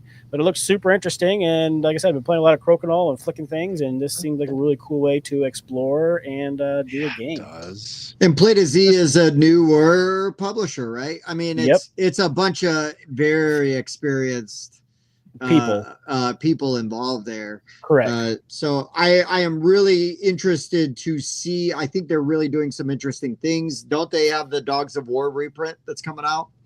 And I want to play their what is it, like 27 knives or whatever game, the one about stabbing. 23 knives.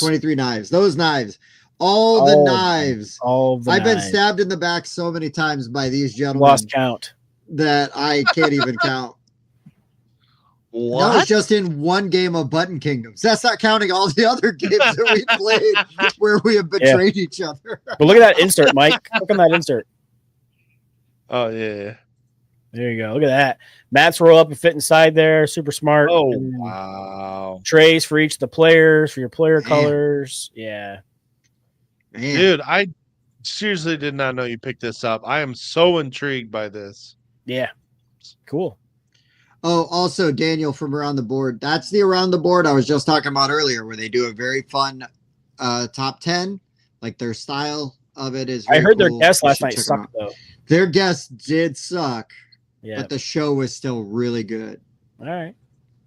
It's really good, and it's not out yet, so maybe they won't release it. They'll edit the crap out of it because it sucked so bad. Because I was so terrible on that show. They will You can't even edit him out of it.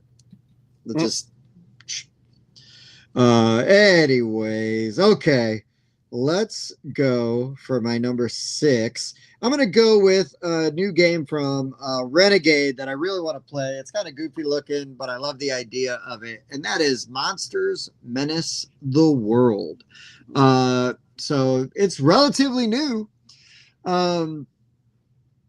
But I just love the idea of monsters fighting for world domination. I mean, if my love of Cthulhu Wars tells you anything. But this kind of has more of like a Rampage meets Risk kind of vibe, you know. So I loved video games like this, you know, that I played back in the day. And so, yeah, I kind of like the cartoony vibe. It's got some good minis. I like the card art. And This art's amazing. Yeah. Yeah, I just think this game looks like kind of like dumb fun, and I'm excited to play it. I think it's going to be really good. And it hasn't been on my shelf of shame for very long, but I'm bringing attention to it, so maybe it'll help motivate me to make sure we get it going. We talked about this before. Was this a Gen Con pickup? Yes, it was. Okay, that was probably in our preview video, and I remember this art. It just strikes me. Yeah, same. I love the look of this game. And yeah, Daniel, I think that's a fair point. I think the board is a little like, but I believe that is a feature, not a bug. I think that is a deliberate choice. Yeah. to kind of go with the vibe of the game. And so I don't mind that if it works, right? Because I like big swings. I like things that are unique. So as long as that all comes together like in a really good package, awesome. Because it's going to be like, look, this board's crazy, but like, trust me, the game is great and it's going to make sense. Like, it's going to feel right with everything else going on. So that's my defense of that. And Daniel says that Monday is the release date for that top 10. So I just want to say that even Lightning Train has a better looking board than this. hey yo, but not better card art and components. It's true. No. You're right. But anyways, Monsters Menace the World. I was excited about this in our Gen Con preview. I went over to Renegade and like specifically asked them for one because I like the minis, I like the card art, and I love the theme. Even if everything looked like the board did, I love the theme so much that I would want to try it because I just think that I love that idea of big old monsters. Oh yeah, hell yeah! A reference to Rampage. An expansion with a moon board would be so fitting. Hilarious. Sweet.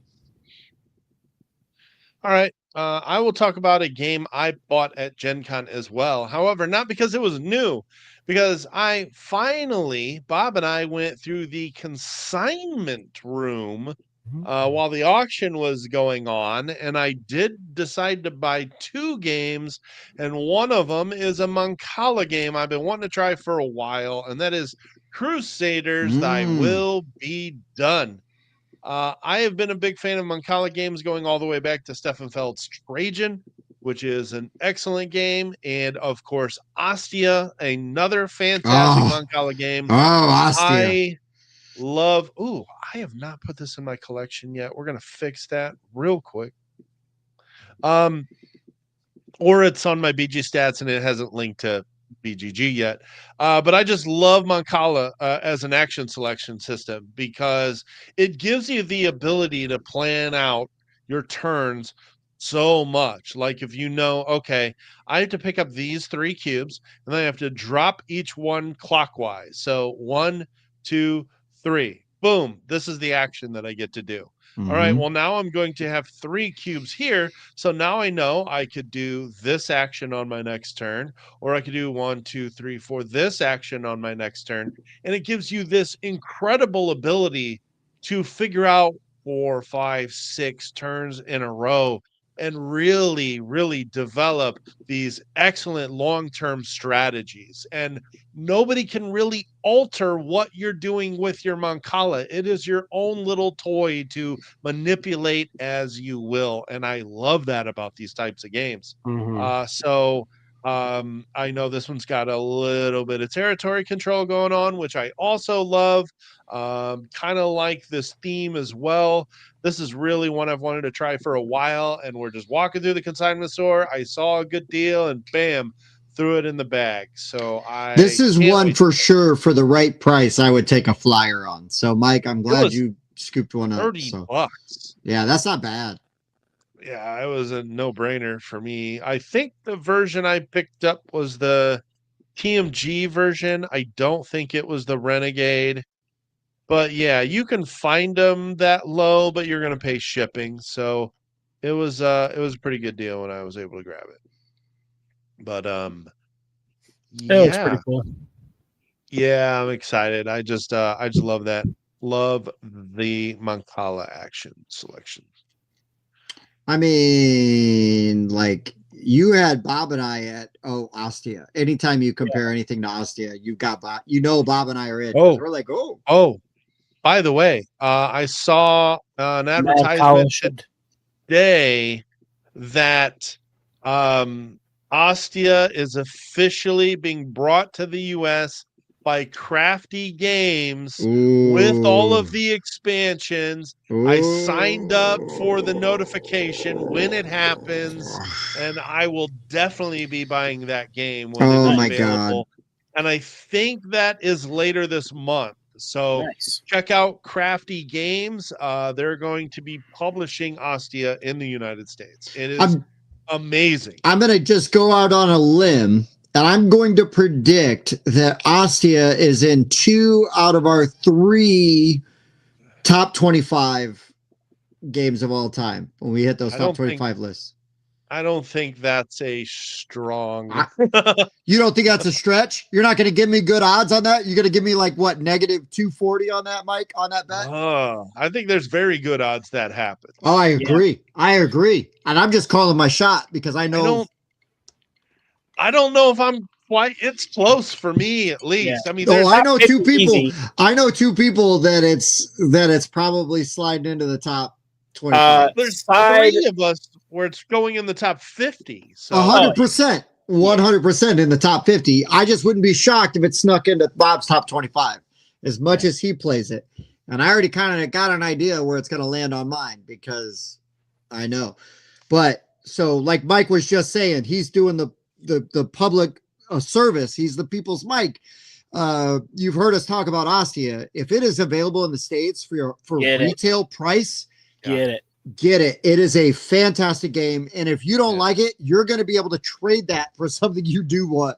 Yeah, because that game's going to hold value. That is a excellent game. And they also have a Kickstarter going right now for the Garden Trilogy, which Bob and I played all those games. There's a video up of it. Those games are all really good. Well, same designer. The original, the designer and the original publisher, Uchibakoya. Yes. Side note, and speaking of Mancala games, I just got a shipping notification for my Mad Kala. Yeah. So that's a Wonderland themed Mancala game. So we'll see how that plays. Yep. Definitely want to check that one out. For sure. And that's done by the same people that did Wonderland's War. Yes. Yep. Yeah. That'll be Druid City and and Skybound. Skybound. There you go. Yep. All right, let's get back into this list. We're now on to our top 5.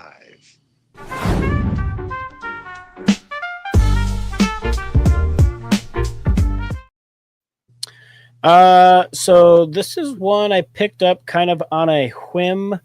Went by the Arcane Wonders booth and got the quick rundown on this, and it has one of those super interesting mechanisms where it's if you're the last person on like the action selection spot, you get to go. You can go as far as you want, but then you don't get to go again until the last person. But Craft Wagon, Age of Engineering, and Mike Craft is spelled with a K in case you're trying to find it. I picked this up called the Wooden Fancy Bits. It looked super cool. I really liked the rundown that the guy gave me there, and it looks super cool. You having a hard time finding it? Just make sure you get the Age of Engineering one because it's Craft Wagons from like a long time. That's a different one. It is the newer one from Age of Wonders. I sat in that demo with you. Yep. But there's like all different types of spots where you can go. So you can like go to this like track to work on like engine stuff. You can go to like you like get these different buyers to come out and you set prices and you're trying to get them to buy your cars. Mike, this is right up your alley. But it's got that big gear in the middle of the board where you're advancing your piece to go to whatever action you want. And then the further around the circle you go, the stronger the actions get. But you don't get to go again until you're the last person. And really enjoyed those types of mechanisms. There was some of that in that Garden Trilogy that Tim was talking about earlier, something similar to that. But this game, like I said, looked super cool. So I picked it up, and I need to get to the table. I have to play it. Yeah, this one I was the theme and just I don't know, the action selection was really cool. I definitely want to check this one out. And maybe this is just a hunch. I'm a little concerned about this one feeling samey after a few plays. It's just a hunch, but I really want to check it out. Yeah. Yeah, and that board is a little bit modular, so that does change up. So yeah. But yeah, love this theme. Love how you can kind of upgrade your actions. It looks really great. And of course, it's I thought so. Kramer game, Matthias Kramer game. A remake of an older one, even. All right. Okay, so my number 5 is another game that I traded for. I know Bob's got I think Bob's got the super nice edition of this. I was not able to get that version, but I did settle just so I could get a version. I even went and bought the book that this is based on. The book's fine. I think the concept of the book is better than the execution, but I'm talking about the Reckoners. So this is based on a Brandon Sanderson novel, where, what if Superman was bad and then just decided to take over Chicago? And he's got all these supervillains, kind of like, well, they used to be superheroes, but now they're villains. And you basically are playing as a group of humans that are trying to take them down to get out from under Steelheart's evil reign. Bob, do you have the metal minis or the painted one, or is that what it is? I think it's metal, but it's not painted. Okay, so I've just got the regular version. You've got the big boards and stuff like that. It all comes with that. I think so, but I've never played it. I traded for this probably a year and a half ago. Okay, I think it's cheap too. My version, I ended up getting it pretty cheap. It's cool. So but I've seen this game played a lot. I know that I've got friends that like this. I believe my sister likes this game a lot. Yeah. What up, Eric? Great to see you, buddy. But I really want to play this. Whether I play my copy or I play Bob's copy, I don't care. I want to play it because for me that will count as getting it played.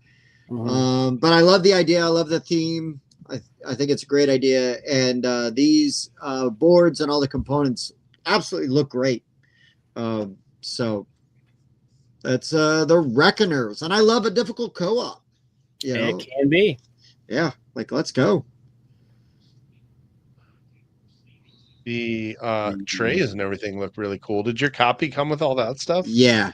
Nice. It did. Yeah, it's pretty standard. Yeah, that all looks good. Though. Yeah, they did a very nice job with the production value. Pretty solid. So got to dig that and respect that for sure. Awesome. Yeah, it looks good. All right. Okay. How about my last Gen Con purchase of the night? I got a feeling this is probably the one that Tim left off as to not spoil my thunder. This is Wolf Street, baby. Yes, sir. Yes, sir. Yeah. I love these kind of games where your whole goal is to make the most money. And holding the most money at the end of the game means you win. Except in this game, there are two people can win the game. There's a traders and then there's sellers. And the traders are buying stocks from the sellers. And so there's this whole timed 5-minute, 2-minute negotiation phase where you're making offers for these different stocks. Well, first of all of the traders get the opportunity to buy the stocks, and then they are going to have an open auction with the buyers who are then going to buy these stocks. After all of these prices have been locked in, it's totally random. You just roll a die and then you move these stocks. And then if you own it, you're going to collect a profit on it.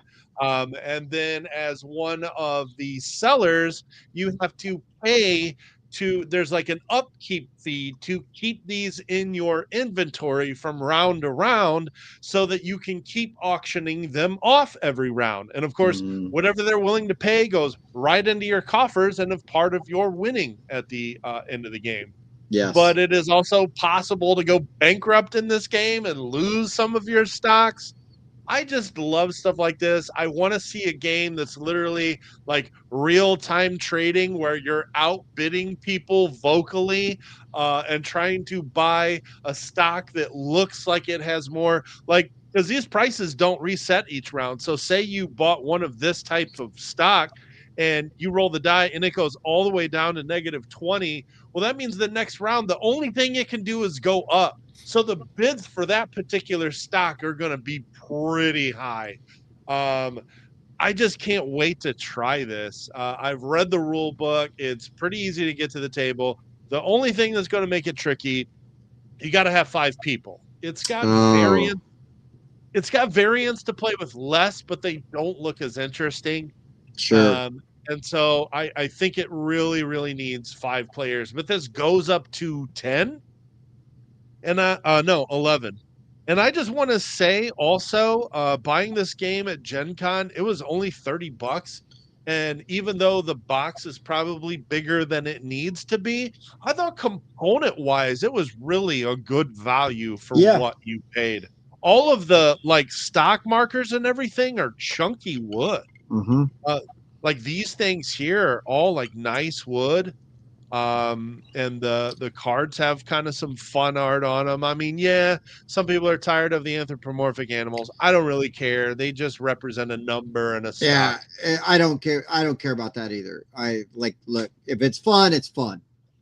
I think the game is going to be a lot of fun, but yes, need 5 or more. That's the only downside. That's interesting. That's really interesting. It'll, like I said, you can do 3 or 4, but I just, from what I've read in the rules, I don't think it'll be as fun. And yes, Mike, this was the one that I had written down. If you didn't say it, I was going to bring it up, but yeah, and even some of the reviews I've read have said, yeah, you're not going to get the best experience if you play it with 3 or 4. Sure, that's fair. Totally fair. This was an older game that kind of got remade for this year and brought back for Gen Con. This sounds like a Tabletop Adventure Con game. Like, I feel like love to play it. I feel like we need to whatever group ends up with us there, we just need to go, hey, we're playing this game. Let's try it out and let us know what you think. Because we'll have the numbers.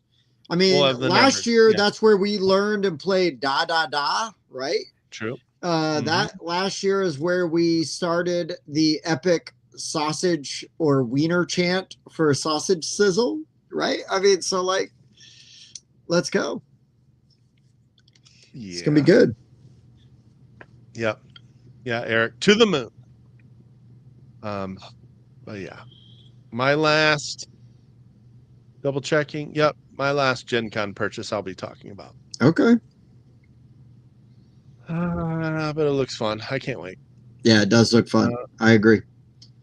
All right, back to Bob for number 4.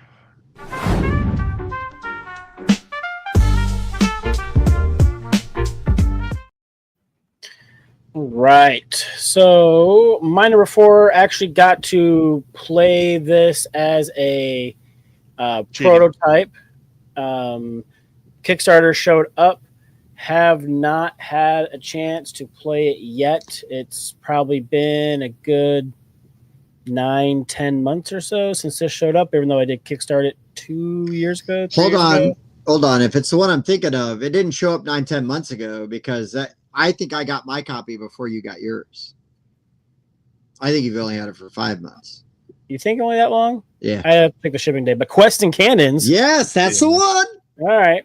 That's the one. I think you got yours like in May, and I got mine like a little bit before you, and you had a little bit of an issue where you were concerned about not getting it, right? Oh, that's right. Yeah. So it just feels longer. It feels like forever. Yes. I mean, yeah.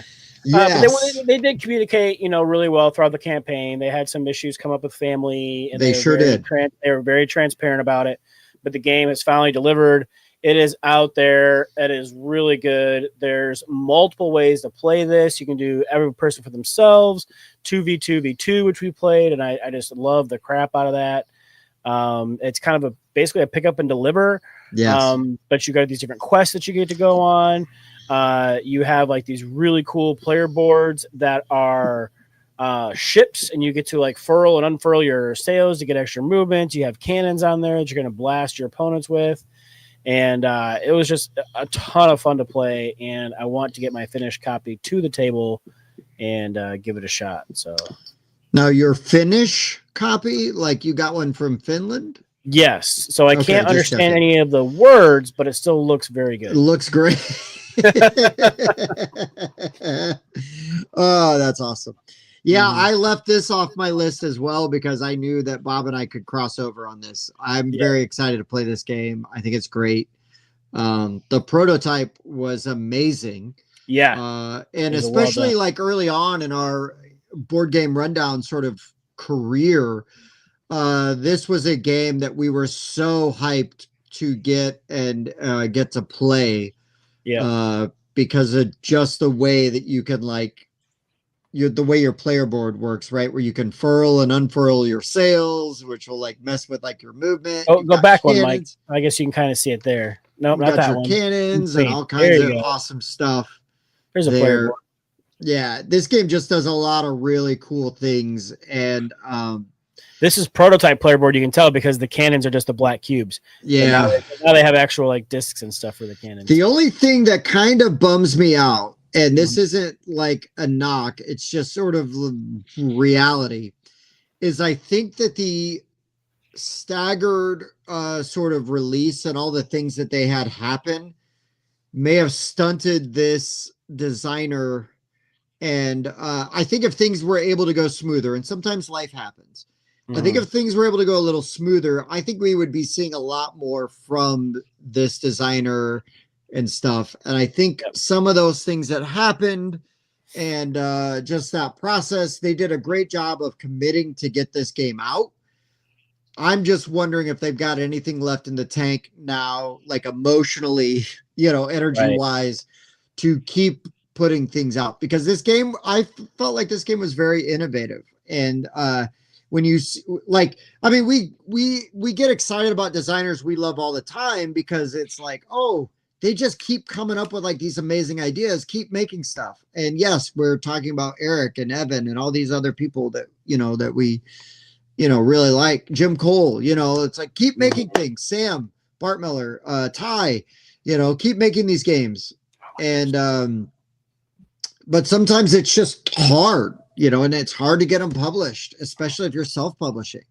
So yeah, great pick though.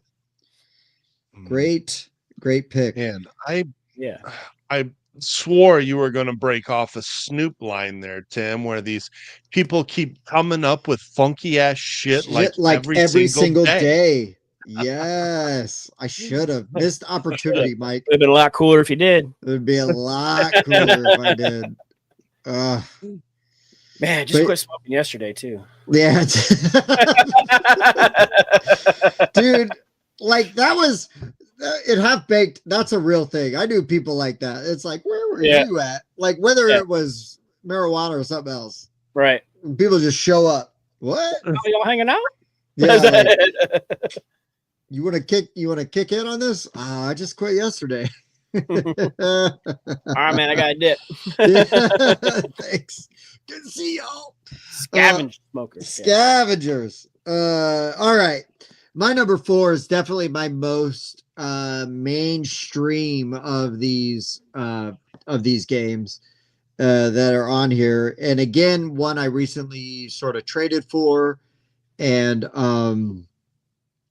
but this game's been on my radar and I want to play it. And I've played its cousin and thought it was really good. But this is going to be one that's hard to get to the table, because kind of like where Bob, like Magic the Gathering is, you either need to have enough to get 2 people to play, like somebody else to play with you.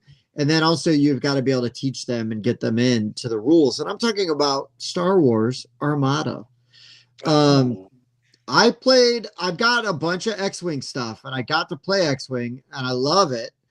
And I started to scoop up a couple of Star Wars Armada stuff. And unfortunately, I have more Imperial ships right now than I do Rebel ships. But it's out of print. Yeah. But I got a couple of Star Destroyers myself. Yeah, I got a Millennium Falcon up there too, but it's oh yeah, but that's for X-Wing. No, it's a big Falcon. Yeah, it's for X-Wing. Oh, it is? Yeah, because Armada has the capital ships. X-Wing has the regular ships. Oh, okay. So your Millennium Falcon is for X-Wing. I got you. I've got 2 different versions of the Millennium Falcon. I've got Bosk's Houndstooth. I got Slave 1, because that's what that ship is called. Yeah, me too. Don't change the name. It is Slave 1. Deal with it. Yeah. I've got I got a ton of ships for X-Wing, and I started grabbing up some Armada stuff, and I really want to play Star Wars Armada because I love tactical skirmish games, Yeah, you And plan all your actions ahead because those ships take a long time to do anything. yeah, So you gotta like put that into your little queue or whatever. yeah. I just love the idea of these big old spaceship battles. And yeah, Pablo, that is the thing, right? You are going to people fighting over crap. I don't want to play with those kind of people. I want to play with Bob. I want to play with people that I know. Like, if we are debating rules, we are just making sure they're clear, because if they're going to be on the receiving end of that rule, like let's play it straight.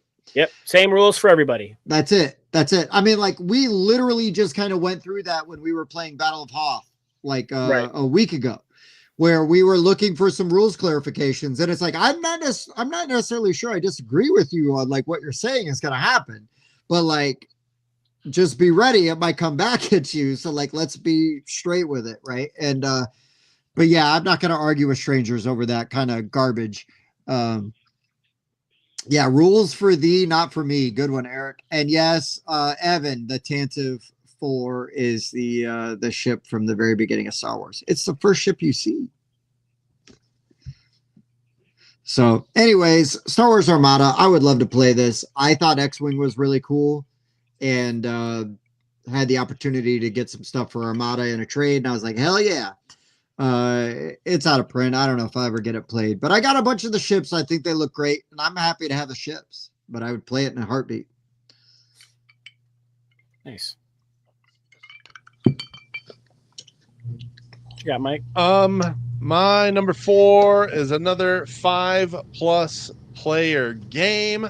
I traded for it earlier this year, and you know I love some social deduction, so mine is Feed the Kraken. Oh, I can vouch. This is a good game, thanks to Brandon and Saki and Ginger. Let's go. I've got a group. I met up with them a couple weeks ago. I've got this group that absolutely loves to play Secret Hitler. And we will just sit there and play Secret Hitler 4 or 5 times in a row and just have a blast with it. And I just see this as the next evolution for that group. Yes. We've played some Werewolf and they've enjoyed it, and we've played some other social games. And this is just what needs to happen next. But I traded. I gave up a lot for this, but I just really wanted it. It was hard to find for a while. I gave up Darwin's Journey for it. But you know, it's like I know how to get Darwin's Journey again, and I can play it on Board Game Arena. Mike, I'm going to tell you, having played this, you made the right decision, because I think you will get this played more. I know it's on your shelf of shame now, but when you break the seal, you're going to have people that are excited to play this. I think so. And I've got this deluxe version too, which has all the fun, fancy stuff as well. Oh, nice. So yeah, it looks really, really nice. And just, I love these social deduction games where you're actually like performing actions and the suspicion arises out of what you do and not necessarily what you say. Nice. So a little bit more. So I cannot wait to get this to the table. Yeah, this game's super fun. I really enjoyed it. Bob, I think it's the kind of social deduction game you will like, because it's not just lying. There's tactics, and it's a pirate theme with cultists. 2 of Bob's favorite things thrown together. Yeah. Yeah, you're actually just performing actions, and what those people do is where you start to distrust them. Yeah. Oh man, this game was great. It's funny kind of playing with Ginger, who kind of looks like a modern day pirate. And I mean that as a compliment. Dude's a fucking stud. This was a great game, and had a blast at Gen Con playing it with that group. Brandon talked that he was going to bring it in the Discord, and I was like really excited to do it. And then it was just that last Saturday of Gen Con, and when Bob was like, my foot hurts, I'm going back, and I'm like, Feed the Kraken. Oh. Or start the whacking. Oh. Bob, you were in the room. Stop telling my secrets. I'm just giving out those but- teasers for the OnlyFans. That's Yeah, right. there you go. Let That's me true. also just say, like, Saki. So I was like a regular crew, like I was a loyal crew person or whatever. Oh, sure you were. Weak. And Yeah. I can't remember if Saki was a pirate or a cultist, but he was not on my team. But that dude set me up so bad. And I knew it. Like when he started to do it, I knew it. And I was like, oh, this dude he set me up. He set me up. But the thing is I kept getting put in positions where I could not convince people otherwise. And it was like brilliant. Like I respected the game. You know, it's like, well done, sir.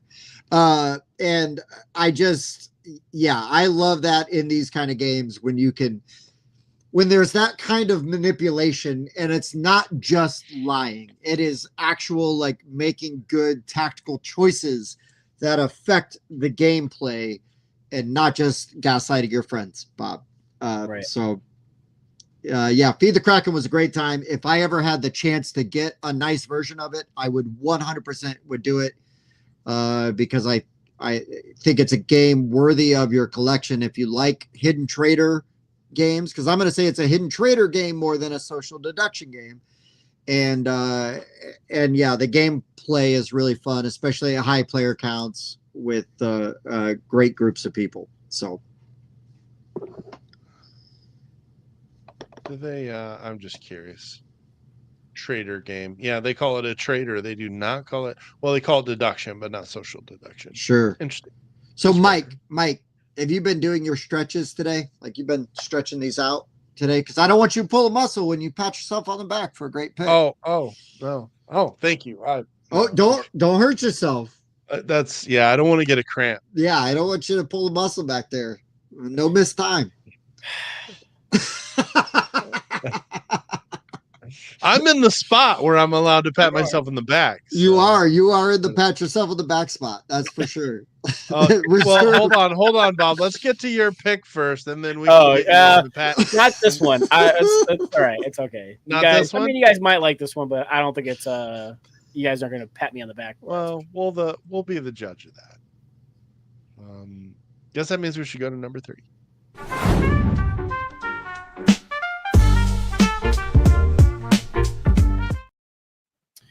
All right. So my number 3, I saw this game at Origins, and I saw the Uber edition. I was like, oh, that's kind of interesting. And then I saw some people playing. I'm like, oh, that looks badass. If I'm going to own this game, that's the version I want. Went back to the booth, gone. I know what it is. Gen Con, this was the first game I actually went and picked up. I got the like Ultimate Edition where the board is actually like wooden and it's got these sheets you slide in there for the different maps. But Core of Discovery. I want to play this game. Yes, it looks super cool. Yeah. It's cooperative deduction. Like Lewis and Clark, you're trying to use these clues you get to discover certain things, and like as you pull off the little like circle bits off the board, it'll reveal things underneath. Hopefully, it's what you're looking for. Hopefully. Yeah, and but I got a bunch of the expansions and stuff to go with this.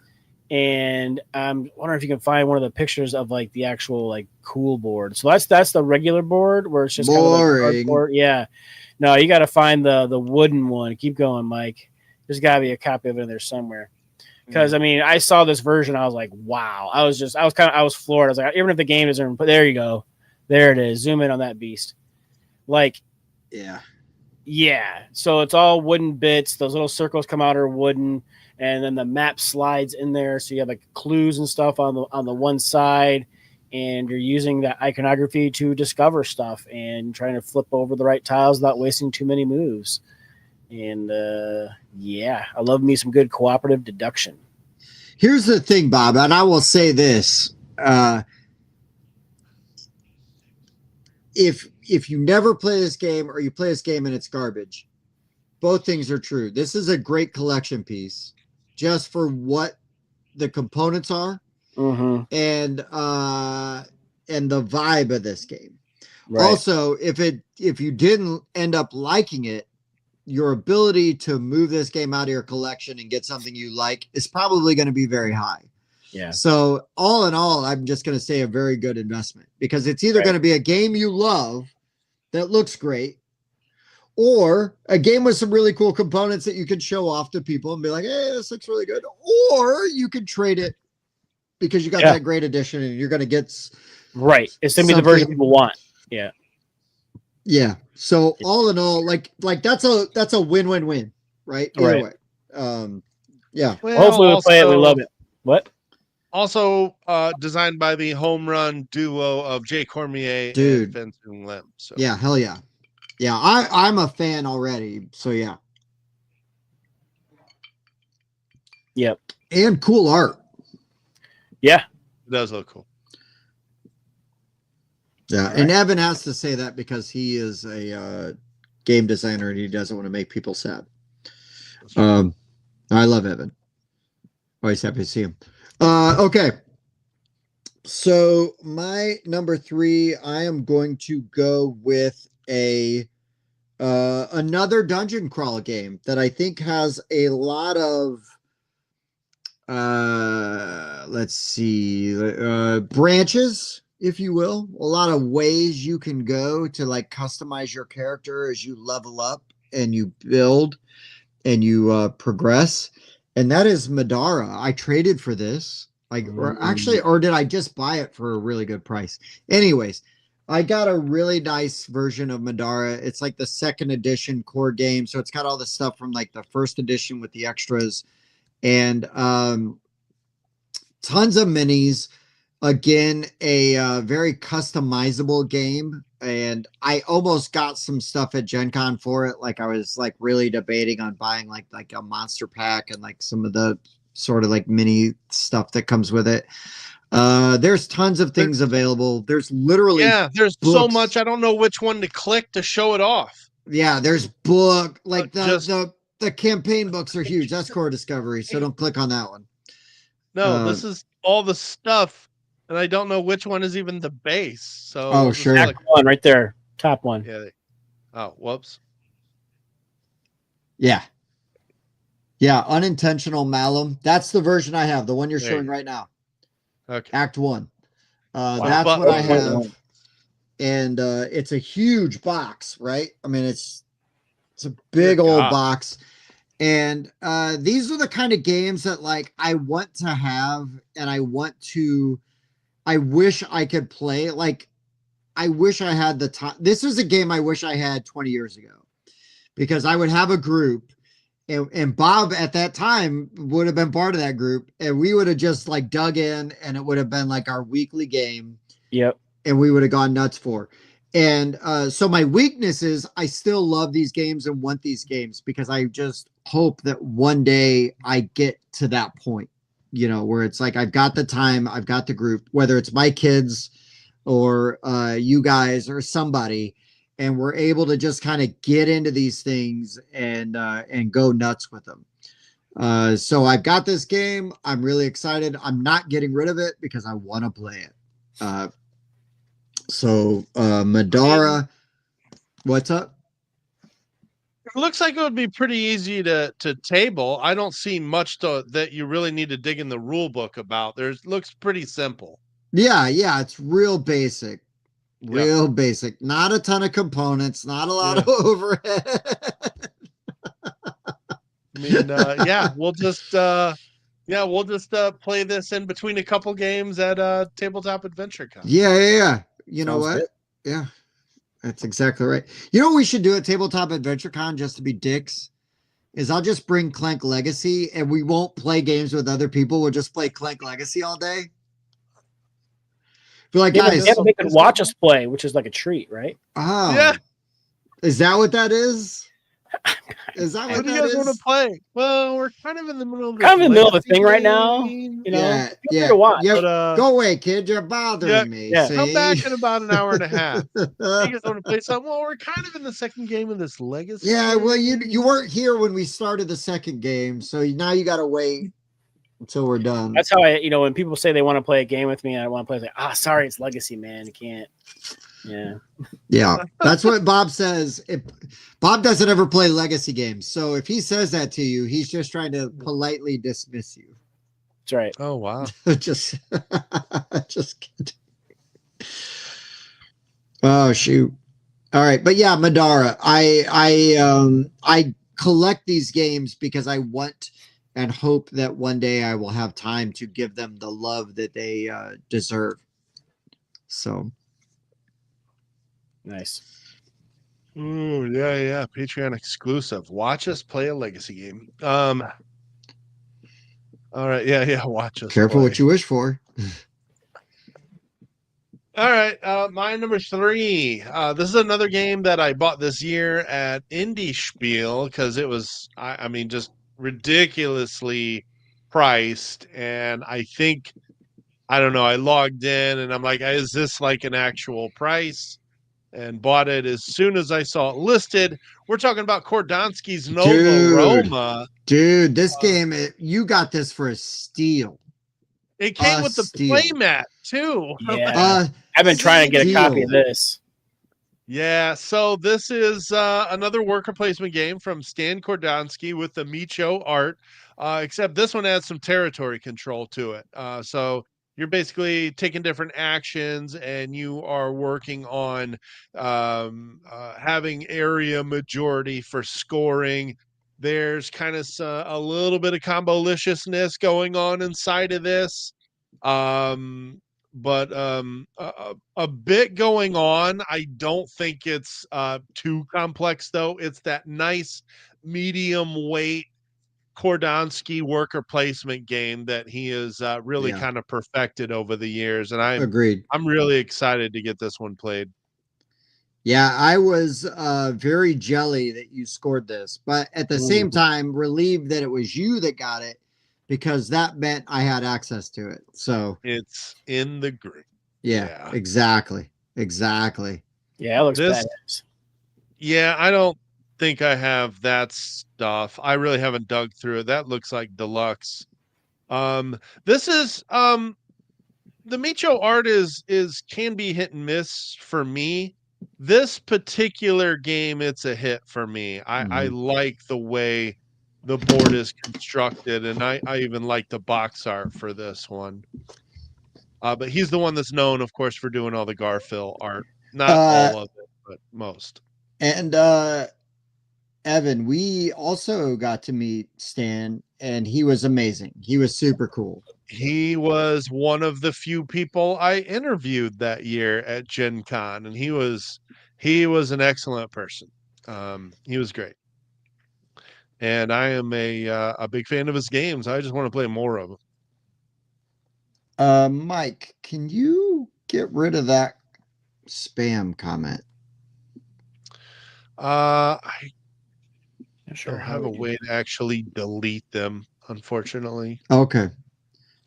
Everybody ignore the spam comment. Just unless I go to ignore him doing this. Ignore me unless doing I go to this Twitch directly. But also, fortunately for those that are on YouTube, they won't see it.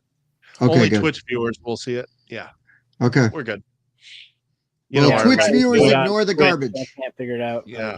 Our our half a Twitch viewer. Hey, thank you for being here. Yeah, yes, right? thank you. Required. And hey, just so you guys know, if you're not using it and you are a Amazon Prime member, you do get one free Twitch sub. So you can log in, you link your Twitch account to your Prime account, and you could just sub to us, and that's totally helpful. There you go. Indeed. All right. All right, we got 2 more. Let's get her done. Let's do it.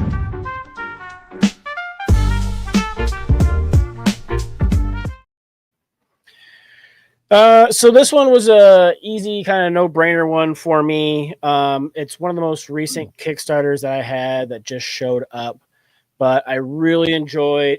No, not yet, Mike.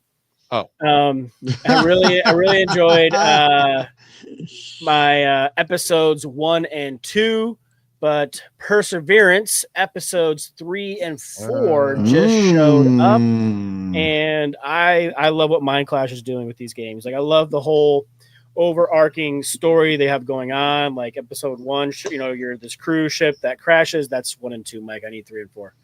I was going along with your story. Oh, okay, fine.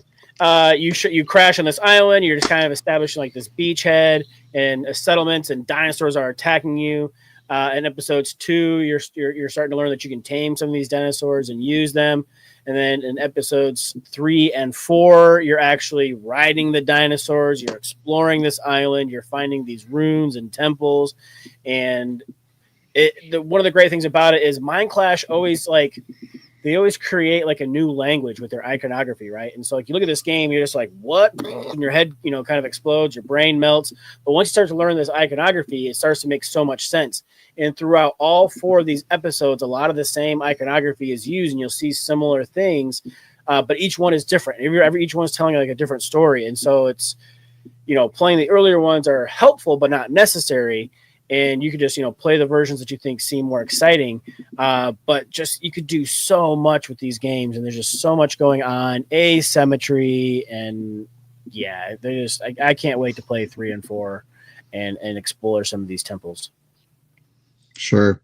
I mean, Mind Clash is great anyways. Lots of great titles under their belt. And you will hear Mike and Bob talk about, Anachrony. I love Anachrony as well, but obviously a top game for them. Tricarion is really good. Not to like maybe step on games that could be in people's lists, but just saying, it's really good. I have not played my deluxe edition. I've only ever played somebody else's copy of Tricarion, so that'd be a fun game to get to the table. But there you go. Eric said that this game was on. Oh yeah, that's why I wasn't here, because Eric was there. I specifically remembered going, "Oh, you've got Eric. I'm sick, guys. I can't be there." Yep. Actually, I think Clark had a baseball game or something that night, and it ran late. But yeah, awesome pick. Mind Clash, really good. Oh shoot. Okay, so I'm going to pick a game that I have heard really good things about. I see them at conventions all the time. I actually bought all the stuff for this game, and because it was recommended by a friend of ours from Brazil. And this game designer is from Brazil, but the person who recommended it is actually Canadian. And I'm going to talk about Heroes, or no, Keep the Heroes Out. I almost said Heroes Keep Out, but it's Keep the Heroes Out. So in this game, you are basically, it's sort of like you're a bad guy in a dungeon, and the heroes are trying to come into your dungeon, and you're trying to keep them out. And it's got some great components. I love the idea, the theme, the vibe of this game. Looks really cute. And these, I think, are the same people that do like Catapult Feud. So they've got, I think it's Catapult Feud. I have Catapult Feud. I should look and see. But they've got a game that's kind of like that at their booth all the time. And then the gentleman that has Heroes Keep Out is kind of like on the side, or Keep the Heroes Out. And so I bought this game 2 years ago at Gen Con, and I think it looks really fun. I love the idea behind it. I love it conceptually. It does not look like it'd be that hard to get to the table. So I just have got to like make an effort to do it. But the game looks really cool. I'm excited to play it eventually. But it's right over there. I look at it all the time. I know Carlos asks sometimes, like, do you keep your shelf of shame out, so you can see it? Do you put it away? Like, for me, these games are roughly alphabetized. I've got a few shelves of, like, small box games. I don't alphabetize those. Those just get thrown in the small box. But, like, all the bigger box or regular standard-sized box games are mostly alphabetized. Not like perfectly, but like good enough. So Heroes Keep Out, or Keep the Heroes Out, is right over there with the K's, because I've got Kingsport Festival, Kabuto Sumo, Lords of Vegas. Inferno is out of place because it's also right over there. It needs to move this way a little bit, but then yeah, I've got Legendary and all that stuff right over there. But yeah, this game looks really fun. It's got different kinds of silk screen meeples for the different monsters and whatnot. Yeah, I don't know. Excited to play it. I'll get around to it. Looks cool. And the designer is the friend of a friend of the show, Holiday. Or Holiday, right? One's the pitcher and one's a game designer. Wait. Hold on. No, Holiday didn't design it. He's the friend of the designer because they both live in okay. Sao Paulo. Okay. Got it. I was like, I feel like I would have known if this was Ron's game. Yeah, no, it's not Ron's game. Yeah, gotcha. I follow. But I always struggle because I want to say Roy Halladay, which is a famous pitcher, and not Ron Halladay. So it's Who also pitched in Toronto. Okay. which I knew Mike would get the sports references. I've done it as well. I'm pretty sure. Because sports are for losers, and if you like sports, you're stupid. Yeah, no, that's very true. The Dodgers tied it up. Uh-oh. Yeah. You idiot. How dare you care? All right. Since I am the last one to make my selection, allow me to be the first to mention First Rat. I want to play this game so bad, Mike. I've only heard great things. I have too. So basically, you are rats that are trying to be the first rats to the moon. To the moon. And so you're kind of doing some set collecting and some worker placement to try to get your rats up to the moon. Now, hold on, Mike. Is your Purdue affiliation have anything to do with your love of this game? Because everyone knows that Purdue was the first to the moon. That is accurate. I heard a stat that said you're more likely, if you go to Purdue, you're more likely to go to the moon than you are to win a championship game. Bob, that's your school too. You be nice. That's what gives me the right to say it. Okay, fair. You be nice. I would love to play this game. I've almost bought this game like 5 times. Mike, please talk about. Mike looks hurt. No, I'm still recovering from that sick burn by Bob. No, I think this is our year. I honestly do. Oh yeah. No, the basketball team is honestly ridiculous this year. Some people think all we have was Edie and that was our shot. No, this is the year. Edie was your shot, but you also have an amazing coach and a great basketball culture. So that's not nothing. Please continue. I think we have a better shot this year than we did that year. Anyway, love it. I'm saying it now. I feel very confident. Purdue national champions. Dude, let's go. Right. So let's talk about first national championship. No, let's talk about first rat. I just really want to play this. It looks awesome. A lot of people have talked good things about it. I picked this up earlier this year. It was kind of like one of those games where I was like getting to free shipping threshold. I was like, all right, what can I throw that's going to throw me over that I've heard good things about? Blind buy. This was it. And actually, I think at Origins, Patrick, Julia, and Bobby played this, and Patrick was really talking this game up. I wanted to get this game for a while, and I've heard multiple people that I really respect talk this game up. So the bad thing is if I play it with you, Mike, I'm probably going to want to buy it because I have a feeling I'm really going to like it.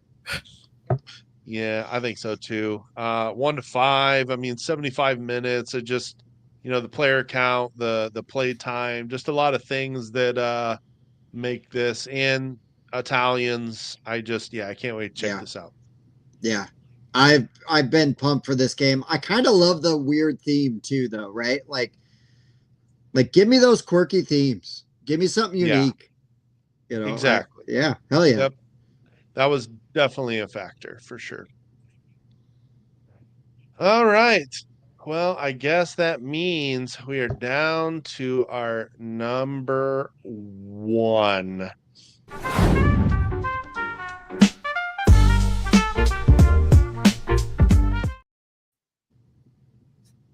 Thank you.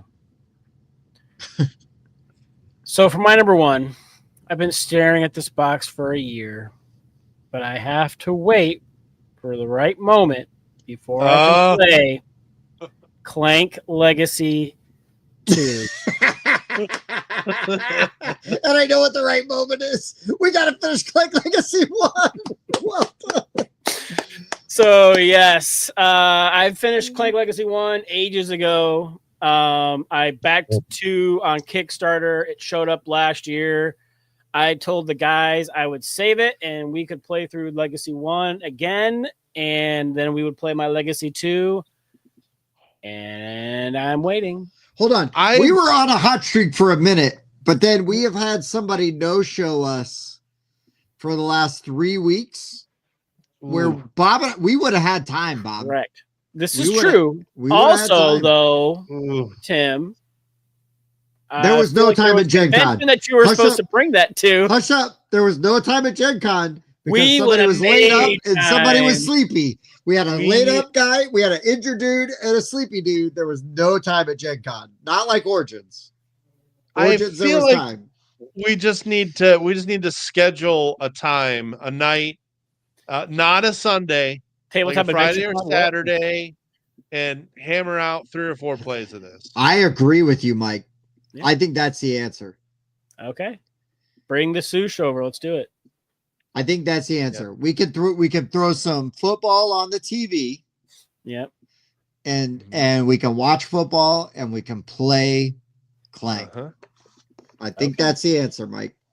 All right. Because I would sure love to play my Legacy 2. Calm down. I'm sure it's fine. Oh, God. So that was it. That was the first milk, Bob. List. It's not going to curdle while we're waiting. Oh, Bob, by the way, hold on. Let me get you in your spot here. Good pick. Thank you. Come on. There you go. There you go. Now, hold on.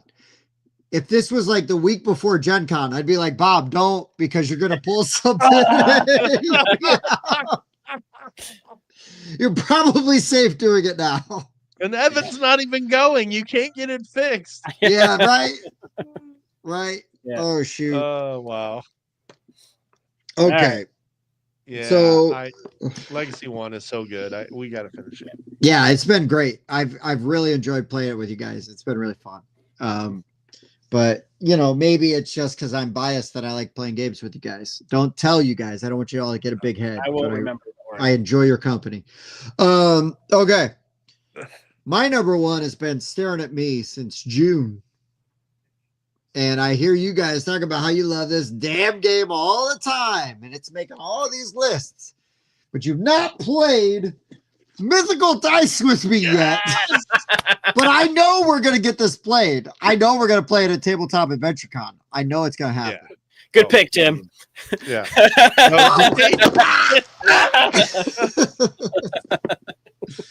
I can't wait to play this game. This game was made for me. What I mean? I love this style of game. I'm really excited to play it. I know we've got some friends that bag on it, but I don't care. I want to play it because I think Andrew hates it, right? No, he bought it after we played it. Andrew Styles? Oh, Andrew Styles. Sorry, I was thinking Rogers. Does he? Is he not a fan of this? I think he's the one that craps on this game all the time. Wow, that is a mythical take. Ooh, but here's the thing: is when you are a designer of great games, you're allowed those hot takes, and it's okay to be wrong. So I really hope Andrew's wrong, and I hope Andrew on the show, that Andrew right there.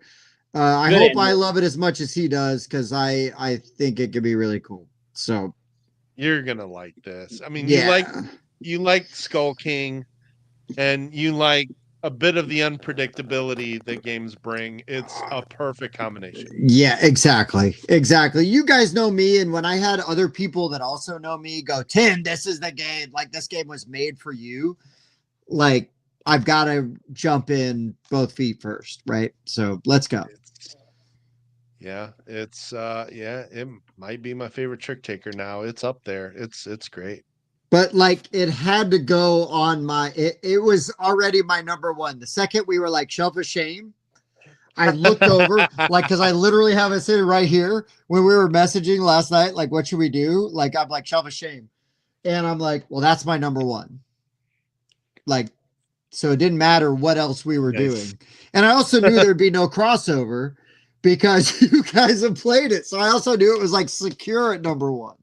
So it was the perfect pick for multiple reasons. Indeed. Good So, pick, Tim. Hey, I'll take it. All right, Mike. Let's finish this bad boy off. All right, let's talk about a game that has been sitting in my collection for a long time. It was already out of print when I picked it up. I'm going to estimate probably 2017 is when I bought this game. But now that it is being reprinted, I really have to play Dogs of War. Ooh, I've got it. Yeah, I've got the CMON version. I do as well. I believe it is the deluxe with the totally top heavy miniatures and everything. And this just does a thing that I love in games where you don't control just one faction. You're secretly trying to score points for one, but you can control any of them, and you're vying for majority of territories. Yes. I love that in every game I have played it in. I loved it in War of Whispers. I love it in Imperial. And so I just have to play this game. I've been so intrigued by it for so long. It's a great designer, Paolo Maori. Man, I've got to get this played. Hell yeah. No, that's good. I'd love to play that. Hey, Vinny, if I can make it, yes. And also shout out to Vinny, because he is the gentleman. He is the reason and a gentleman, that I own Age of Atlantis. He is who I bought it off at IndieCon. Nice. And I know that Bob will at least appreciate that. Yeah. Because he loves that game at least as much as I do. I mean, inadvertently, he is now the reason I own that game as well. So yeah, and here's the thing with like that Dogs of War, Mike, is that's not that hard to get to the table. No, it seems pretty easy. Yeah. Ooh, I called him a gentleman, and he is wowed by it. Let's see, flattery will get you everywhere. Like medium light. Yeah, this is a 2.6, 75 minutes, 3 to 5 players, just right up my alley. Yeah, it's not overly difficult. I played this with Jason and Katie. Bob, were you there when I played this? Did you play Dogs of War with us? Nope. Yeah, they taught me, and then I was able to get one from Joel, who was mentioned earlier. And Andrew, I'm going to tell you, you won't regret it.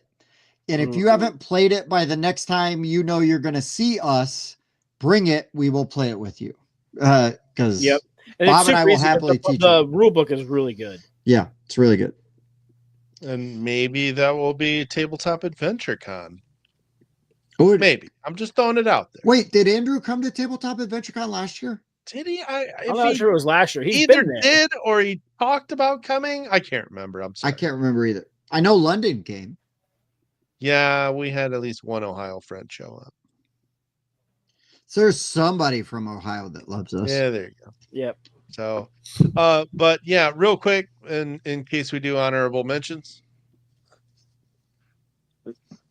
especially with this being a currently being reprinted game, I like the look of the new campaign. By the way, I know some people thought maybe they were going a little over the top with this art. I think it looks pretty good. I like. No, it. I'm in for it. Yeah.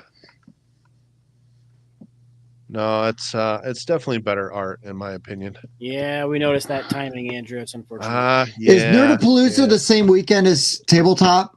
Yes. Gosh dang it! Everything is happening that weekend, right? Yeah, it's well. This year, it seems like a lot of things were overlapping. Because it was going to be KeyBCon too, but they changed the day. Yeah, they did. And What- unfortunately, they moved it to when I can't go either. That's what why- weekend is tabletop? October 18th. So we've got 2 weeks. Is that also JuliaCon? No, hers is the following. The following week. Okay, good. Yes.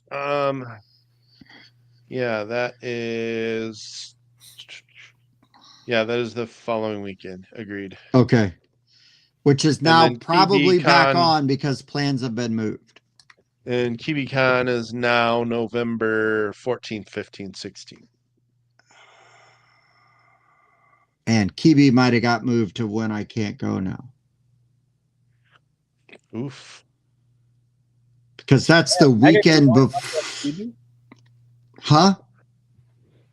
Because Mike can't make it to KeyB. You can't make it to KeyB. Yeah, I'll be representing. Well, I have a celebration of life that has moved a couple of times, and I can't remember if that's the weekend or not. Yeah, man, it's just like a crazy season. Yeah. And I really want to go to Nerdapalooza so bad. So bad. I unfortunately will be at Keen Bean Con. So The Superior KB convention. by the way, I actually I actually sent multiple trade offers for Power Vacuum since that episode. I've not gotten any hits whatsoever. Well, offer to trade something good for it. Wow. I mean, like one of these, I had multiple games in there wanting trade, and I can't even get. Yeah. I'm just gonna say, Andrew, if you can make it up to Indy, I can get you an invite to JuliaCon. I'll tell you that. Oh yeah. But they answer the question that yes. Yes, it is invite only. But Tim knows somebody. I know somebody. Yeah. I got an in. And honestly, I'll just have Bob ask because they like him more than me. Wait. Well, she hasn't had to put up with me as long as she had to put up with you. That's true. Julia likes to say I ruined her life by being born because Right. she was an only child. Till Dude, everything was going fine until Tim showed up. Yeah. But no, we've got a really exciting season coming up with all these different kind of opportunities to get together and play games with friends and family and friends of the show and everything. So if we're going to be somewhere and you're interested, like reach out, let us know. Like if we can coordinate with you, we 100% will. You know what's really funny, Bob, is Mike, Kelly's worst nightmare almost happened today. So my wife, Kelly, her worst nightmare is for her to be with me in public and to get recognized for the show. Oh. Mm-hmm. So Kelly was somewhere out in public today, and somebody said to her, "Aren't you Tim's family?" And they knew me because of the show. But technically, You weren't there. he worked on the show. Oh. So it was Jeff. Okay, that's what I was gonna be my guess. Jeff, our old editor. Kelly ran into him. And so Mallory, my oldest, bless her heart, was like, "Mom, that still counts." Because and she's like, no, it doesn't count. That's He right. only knows because he worked on the show. But Jeff, I don't know if you're watching, but dude, love you. And thanks for saying hi to my wife. And I always say hi to him when I see him, it's always great to run into him because he's a great dude. It'd be funny if somebody like at Gen Con recognized you for being on the Full 42. Dude, right. Wouldn't Does it that be a thing? Does it count? Wouldn't that be a thing? Oh, wait, that happened. Yeah. Yeah, that's funny. Weren't you on the Full 42? Well, I mean, Yes. Yes. Yes, I was. But that's not like my only thing. That's right. So yeah, shout out to Jeff Rector. buddy. I don't know if you're watching or not, but hey, glad you're doing well. Always good to see you. And yeah, Kelly was so mad. She's like, "Gosh, dang it!" Like, no, because that's her worst nightmare. She'll be like, "Oh, I'll never hear the end of it if somebody recognizes you while we're out." Nice. Oh, here we go. What did Evan say here? When someone tries to hold you back from your dreams, it's important to lie to their face. You have no power over me. Oh, shoot. Andrew, like I said, Andrew, back to Andrew real quick. If you think you can make it to Indy for IndyCon, you're in the door. So, JuliaCon. or yeah, JuliaCon. I'll get you in. You're in. I can vouch for that. And yeah, because it was kind of an off and now it's probably back on thing. And because there was just a lot of stuff going on. We've had some, we had a loss in the family, and there's just been an event that has sort of been a moving target that we're trying to schedule everything around. So, it is what it is. IndiaCon is slightly farther away. And Hoop, what's the date on JuliaCon? It is, Since they like you better. Right. October 24th, 5th, and 6th. There you go. It's the easiest way to remember is Notre Dame's bye weekend. It's always at the weekend when Notre Dame doesn't play football. That's right. Yeah. Every year. Accurate. Mm-hmm. That's right. Every single one of them. And yeah, so nope. And I appreciate everybody's kind words. It's never easy. Thankfully, I've got an amazing support system of friends and family, and also Mike and Bob. And it Accurate. was an uncle, and I always am the one to sort of go like, look, like, I have cousins and an aunt that are way more affected than I am, so like all of those condolences, I'm like, they are way more deserving. It's not that it doesn't hurt, but my dad lost a brother, and and my, it is what it is. And unfortunately, as you get older, these horrible things start to happen, and they start to happen more. But I'm very fortunate because I've got amazing people around me that even in the rough times, they bolster you. So, I appreciate everybody. I really do. Don't take that for granted. I saw a Facebook post today that I've seen before, but I absolutely subscribe to it, where it's like, make sure you tell your friends you love them, even if it's weird. Let it be weird, because you never know, right? You never know. So I tell these guys I love them all the time. I mean it, and I'll keep saying it. And I don't care if they hate it or not, because I do, and I appreciate them, and it's really important. So make sure you're telling those people around you that you love them, because you never know. So there you go. Oh, Evan said I try to do this. So yeah, Evan, good way to live, man. Yeah, it's great advice. It's great advice. All right. Do we want to recap our lists real quick for the end of the show? Let's just bring it back on track. Evan, love you too. Evan said, I love you guys. I will say I love you, Evan. I really do. And I mean it. For shizzle. All right. Yeah. Hoop. Running back. Number 10, Storm Raiders. Number 9, ISS Vanguard. Number 8, Aberration. Number 7, Rococo. Number 6, Ascending Empires. Number 5, mine aren't in order here. Number 5, Craft Wagon. Number 4, Quest and Cannons. Number 3, Core of Discovery. Number 2, Perseverance, episodes 3 and 4. And number 1, Clank Legacy. Hell yeah. I like that Clank Legacy is on there, yet you have already played it. Well, it's number 2. I haven't played 2. Okay, Clank Legacy 2. Fair. Yeah. Fair. You I've just been said waiting Clank to put two Legacy. you. Yeah, no, it's fair. We Good hold on. list, Bob. We've been Good waiting list. on Mike. We've been waiting on Mike for a minute. On at Yeah? least Oh. playing. We could have played Clank Legacy at Okay. least twice out of the 3 times that Mike's been gone. Yeah, love you guys. I really do. Yeah, Mike should have brought your puffy face over and played some games. Mike, hold on. Let me just say this real quick, Mike. I felt really bad when you sent that picture of like how swollen your face looked. And I was like, Jesus, Mike, you look terrible.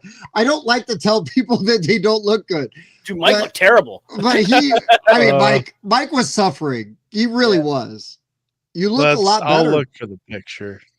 You look a lot better. You know, like I don't know. I try to be respectful of people's feelings. But yeah, puffy face. Oh, there you go. Oh, there it is. Yeah. Here you go. Okay, there you guys go. I was like, oh, poor Mike. That's allergy. That's allergy, Mike. That's allergy, Mike. That's not couch, Mike. That's allergy, Mike. Mike, I'm glad you're doing better though, dude. Like that, I felt bad for you because I suffer from those kind of allergies. I was like, man. Too. So you don't feel really good. Then you sent that picture. I'm like, oh shit.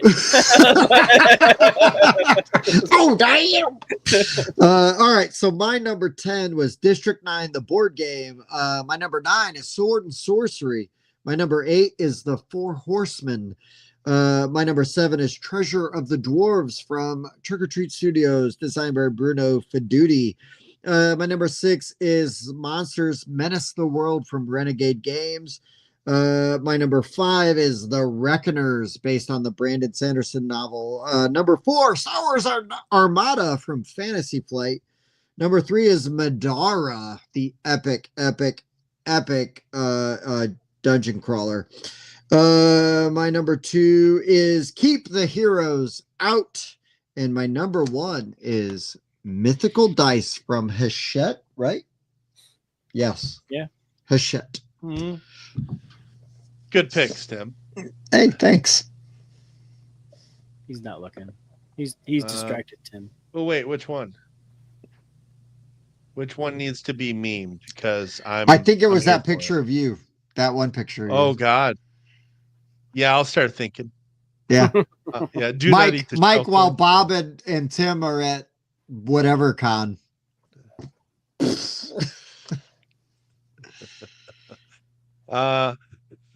All right, my number 10 is Art Society. Number 9, Traders of Genoa. Number 8, Asking for Troubles. Number 7, Lightning Train. Number 6, Crusaders, Thy Will Be Done. Number 5, Wolf Street. Number 4, Feed the Kraken. Number 3, Nova Roma. Number 2, First Rat. And number 1, Dogs of War. You got it. Great job. Thank you. There you go. Yeah, that is I'm definitely gonna have to come up with something for that. Yeah, I want to check out that Crusaders game. Of the ones on your list, that one, and then the one that was 2 games after that sounded the most interesting to me. You would really like Dogs of War too, Mike. The Crusaders was like what, 6? Oh yeah. Feed the Kraken. Yeah. You'd like Feed the Kraken. You'll like Dogs of War for sure. Dogs of War reminds me of War Whispers. Yeah, a little bit. Yes. Mm-hmm. Yeah. I already know what meme that needs to be. I took too much Tylenol. There you go. Yay! There it is. There it is. Let's be topical. Just again, as we round up the episode and as we wrap up, let's remind everybody we are switching over the Patreon from the Game Talk Network Patreon, which still, if you want support them, please do. They do great things over there. But Board Game Rundown is going to have their own Patreon. So if you want to support us, because now we are completely independent and on our own, and everything is coming out of our pockets to do this, we will be launching that this week. You will see it in the Discord for sure, and we will announce it on all our social media platforms. Also, I was on Around the Board. You'll see that on Monday. You can find us on Tabletop Submarine as we were guests on a 2-part episode on that podcast. And Tabletop Adventure Con in Warsaw, Indiana. Please look it up. Super cheap, very accessible. We're going to be there playing games. So feel free to come and heckle us or just sit and play games with us. Either way works. Yep. Evan, no, it was amicable. Like, it was just, yeah. I just want to be like, there was a firefight. More like but that's like Boondock Saints quote. Oh, okay. When Willem Dafoe is like walking through, like talking about like how everything went down. What happened? Yeah. Yeah. Yep. And they were hanging by the rope, like spinning like a chandelier. Ooh. What else? Check out Rolling in Wonderland. It hits Kickstarter next Tuesday. Hell we have yes. a preview out. Really fun rolling Wonderland game with dice action selection. Definitely check that out. And Gen Con release Enthroned from Smirk and Dagger. That review hits next week, and you guys really enjoyed that while I was in Detroit. Yeah, no, it was great. And yeah, Evan, it was totally amicable. Very, very just grateful for the experience and the time we had over there at Game Talk Network. But really excited for what we're going to be able to do sort of independent of that. So I think it's good things for everybody. Yep. It also means that I am now doing all of our edits. So if anything gets screwed up in future videos, that was me. Yeah. There you go. Even better. We tried to find a trained professional, but instead we got Mike. Hey, oh. Oh, snap. I have to learn. I almost kind of want to tell that story now, but I'm not. That's a good Patreon story. No, Evan, we're the same Discord. We're in the same Discord. Yeah. We just changed it over because the Game Talk Network Discord was mostly the board game rundown Discord, and we just changed the name. So there you go. That's it. That's exactly it. Yeah, but I still want to tell that story. But you find us off the record, and we will tell you that story. Yeah, it's a good story. Fun story. It's a good story. But let me just say again, and I mean this, I really appreciate all you guys. Thank you so much for showing up every week, hanging out with us, adding your comments, and contributing to the show. And that goes doubly for everybody that I also get to talk to, like on the side, whether it's Messenger or Discord or whatever. Always reach out to us. We're happy to talk to you. Let us know what we could be doing to keep putting out stuff that's interesting to you. And we're just happy to be here. Mike and Bob, you guys know I love you, but I'm going to say it anyways. I love you guys. You were great. Couldn't do the show without you. And, that's all I got for this week. Next week, make sure you tune in for the 150. We got a special episode planned. We're going to try something new live. Live. What is it? We're going to do the tier list. Oh, did we decide on that? Yeah, we did. We're going to tier list. I thought we were going to tier list the top 100 of the BGG. Oh, yeah. And we're going to throw those. We're going to set fire to the world. Because I don't know that I got a lot of S tier games in the BGG top 100. I do. Yeah, I mean, maybe a few, but I'm not going to say a lot. S tier? Well, no, I mean, it's selective. If they were all S, they wouldn't be S. Ooh, look at you. But yeah, we're going to try something new. We're going to try to do something special for that 150. Because it's not only the 150th episode, which is an achievement all in itself, not to just do this for a minute, but it's 150 consecutive weeks of episodes where we have seen a lot of your beautiful faces in the chat, and we have seen at least our average to mediocre faces on the screen.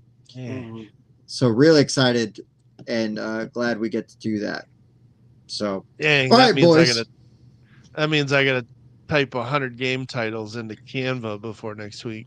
That's all right. I'll do it. Hey, the list is right there, though. It's not like you got to like come out of it Fine. with thin air, right? That's a lot of I copy and know. paste. Can you copy paste that? I don't think you can copy paste that. Yeah. Well, no, just one at a time. Well, no, just got to make maybe- different. Oh, yeah. You got honestly, I type fast enough. It would probably be slower if I did copy and it. paste. Same But here, I get Mike. what you're Same here. Yeah. saying. But anyways, Oh, no. we love you guys. And unless y'all got anything else, I'm just gonna Nope. say for the board game rundown, I've been Tim. Bob. I was Mike. We'll see you next week for 150. We love you. Be good. 150. That's insane. Toodles. Do you like to party?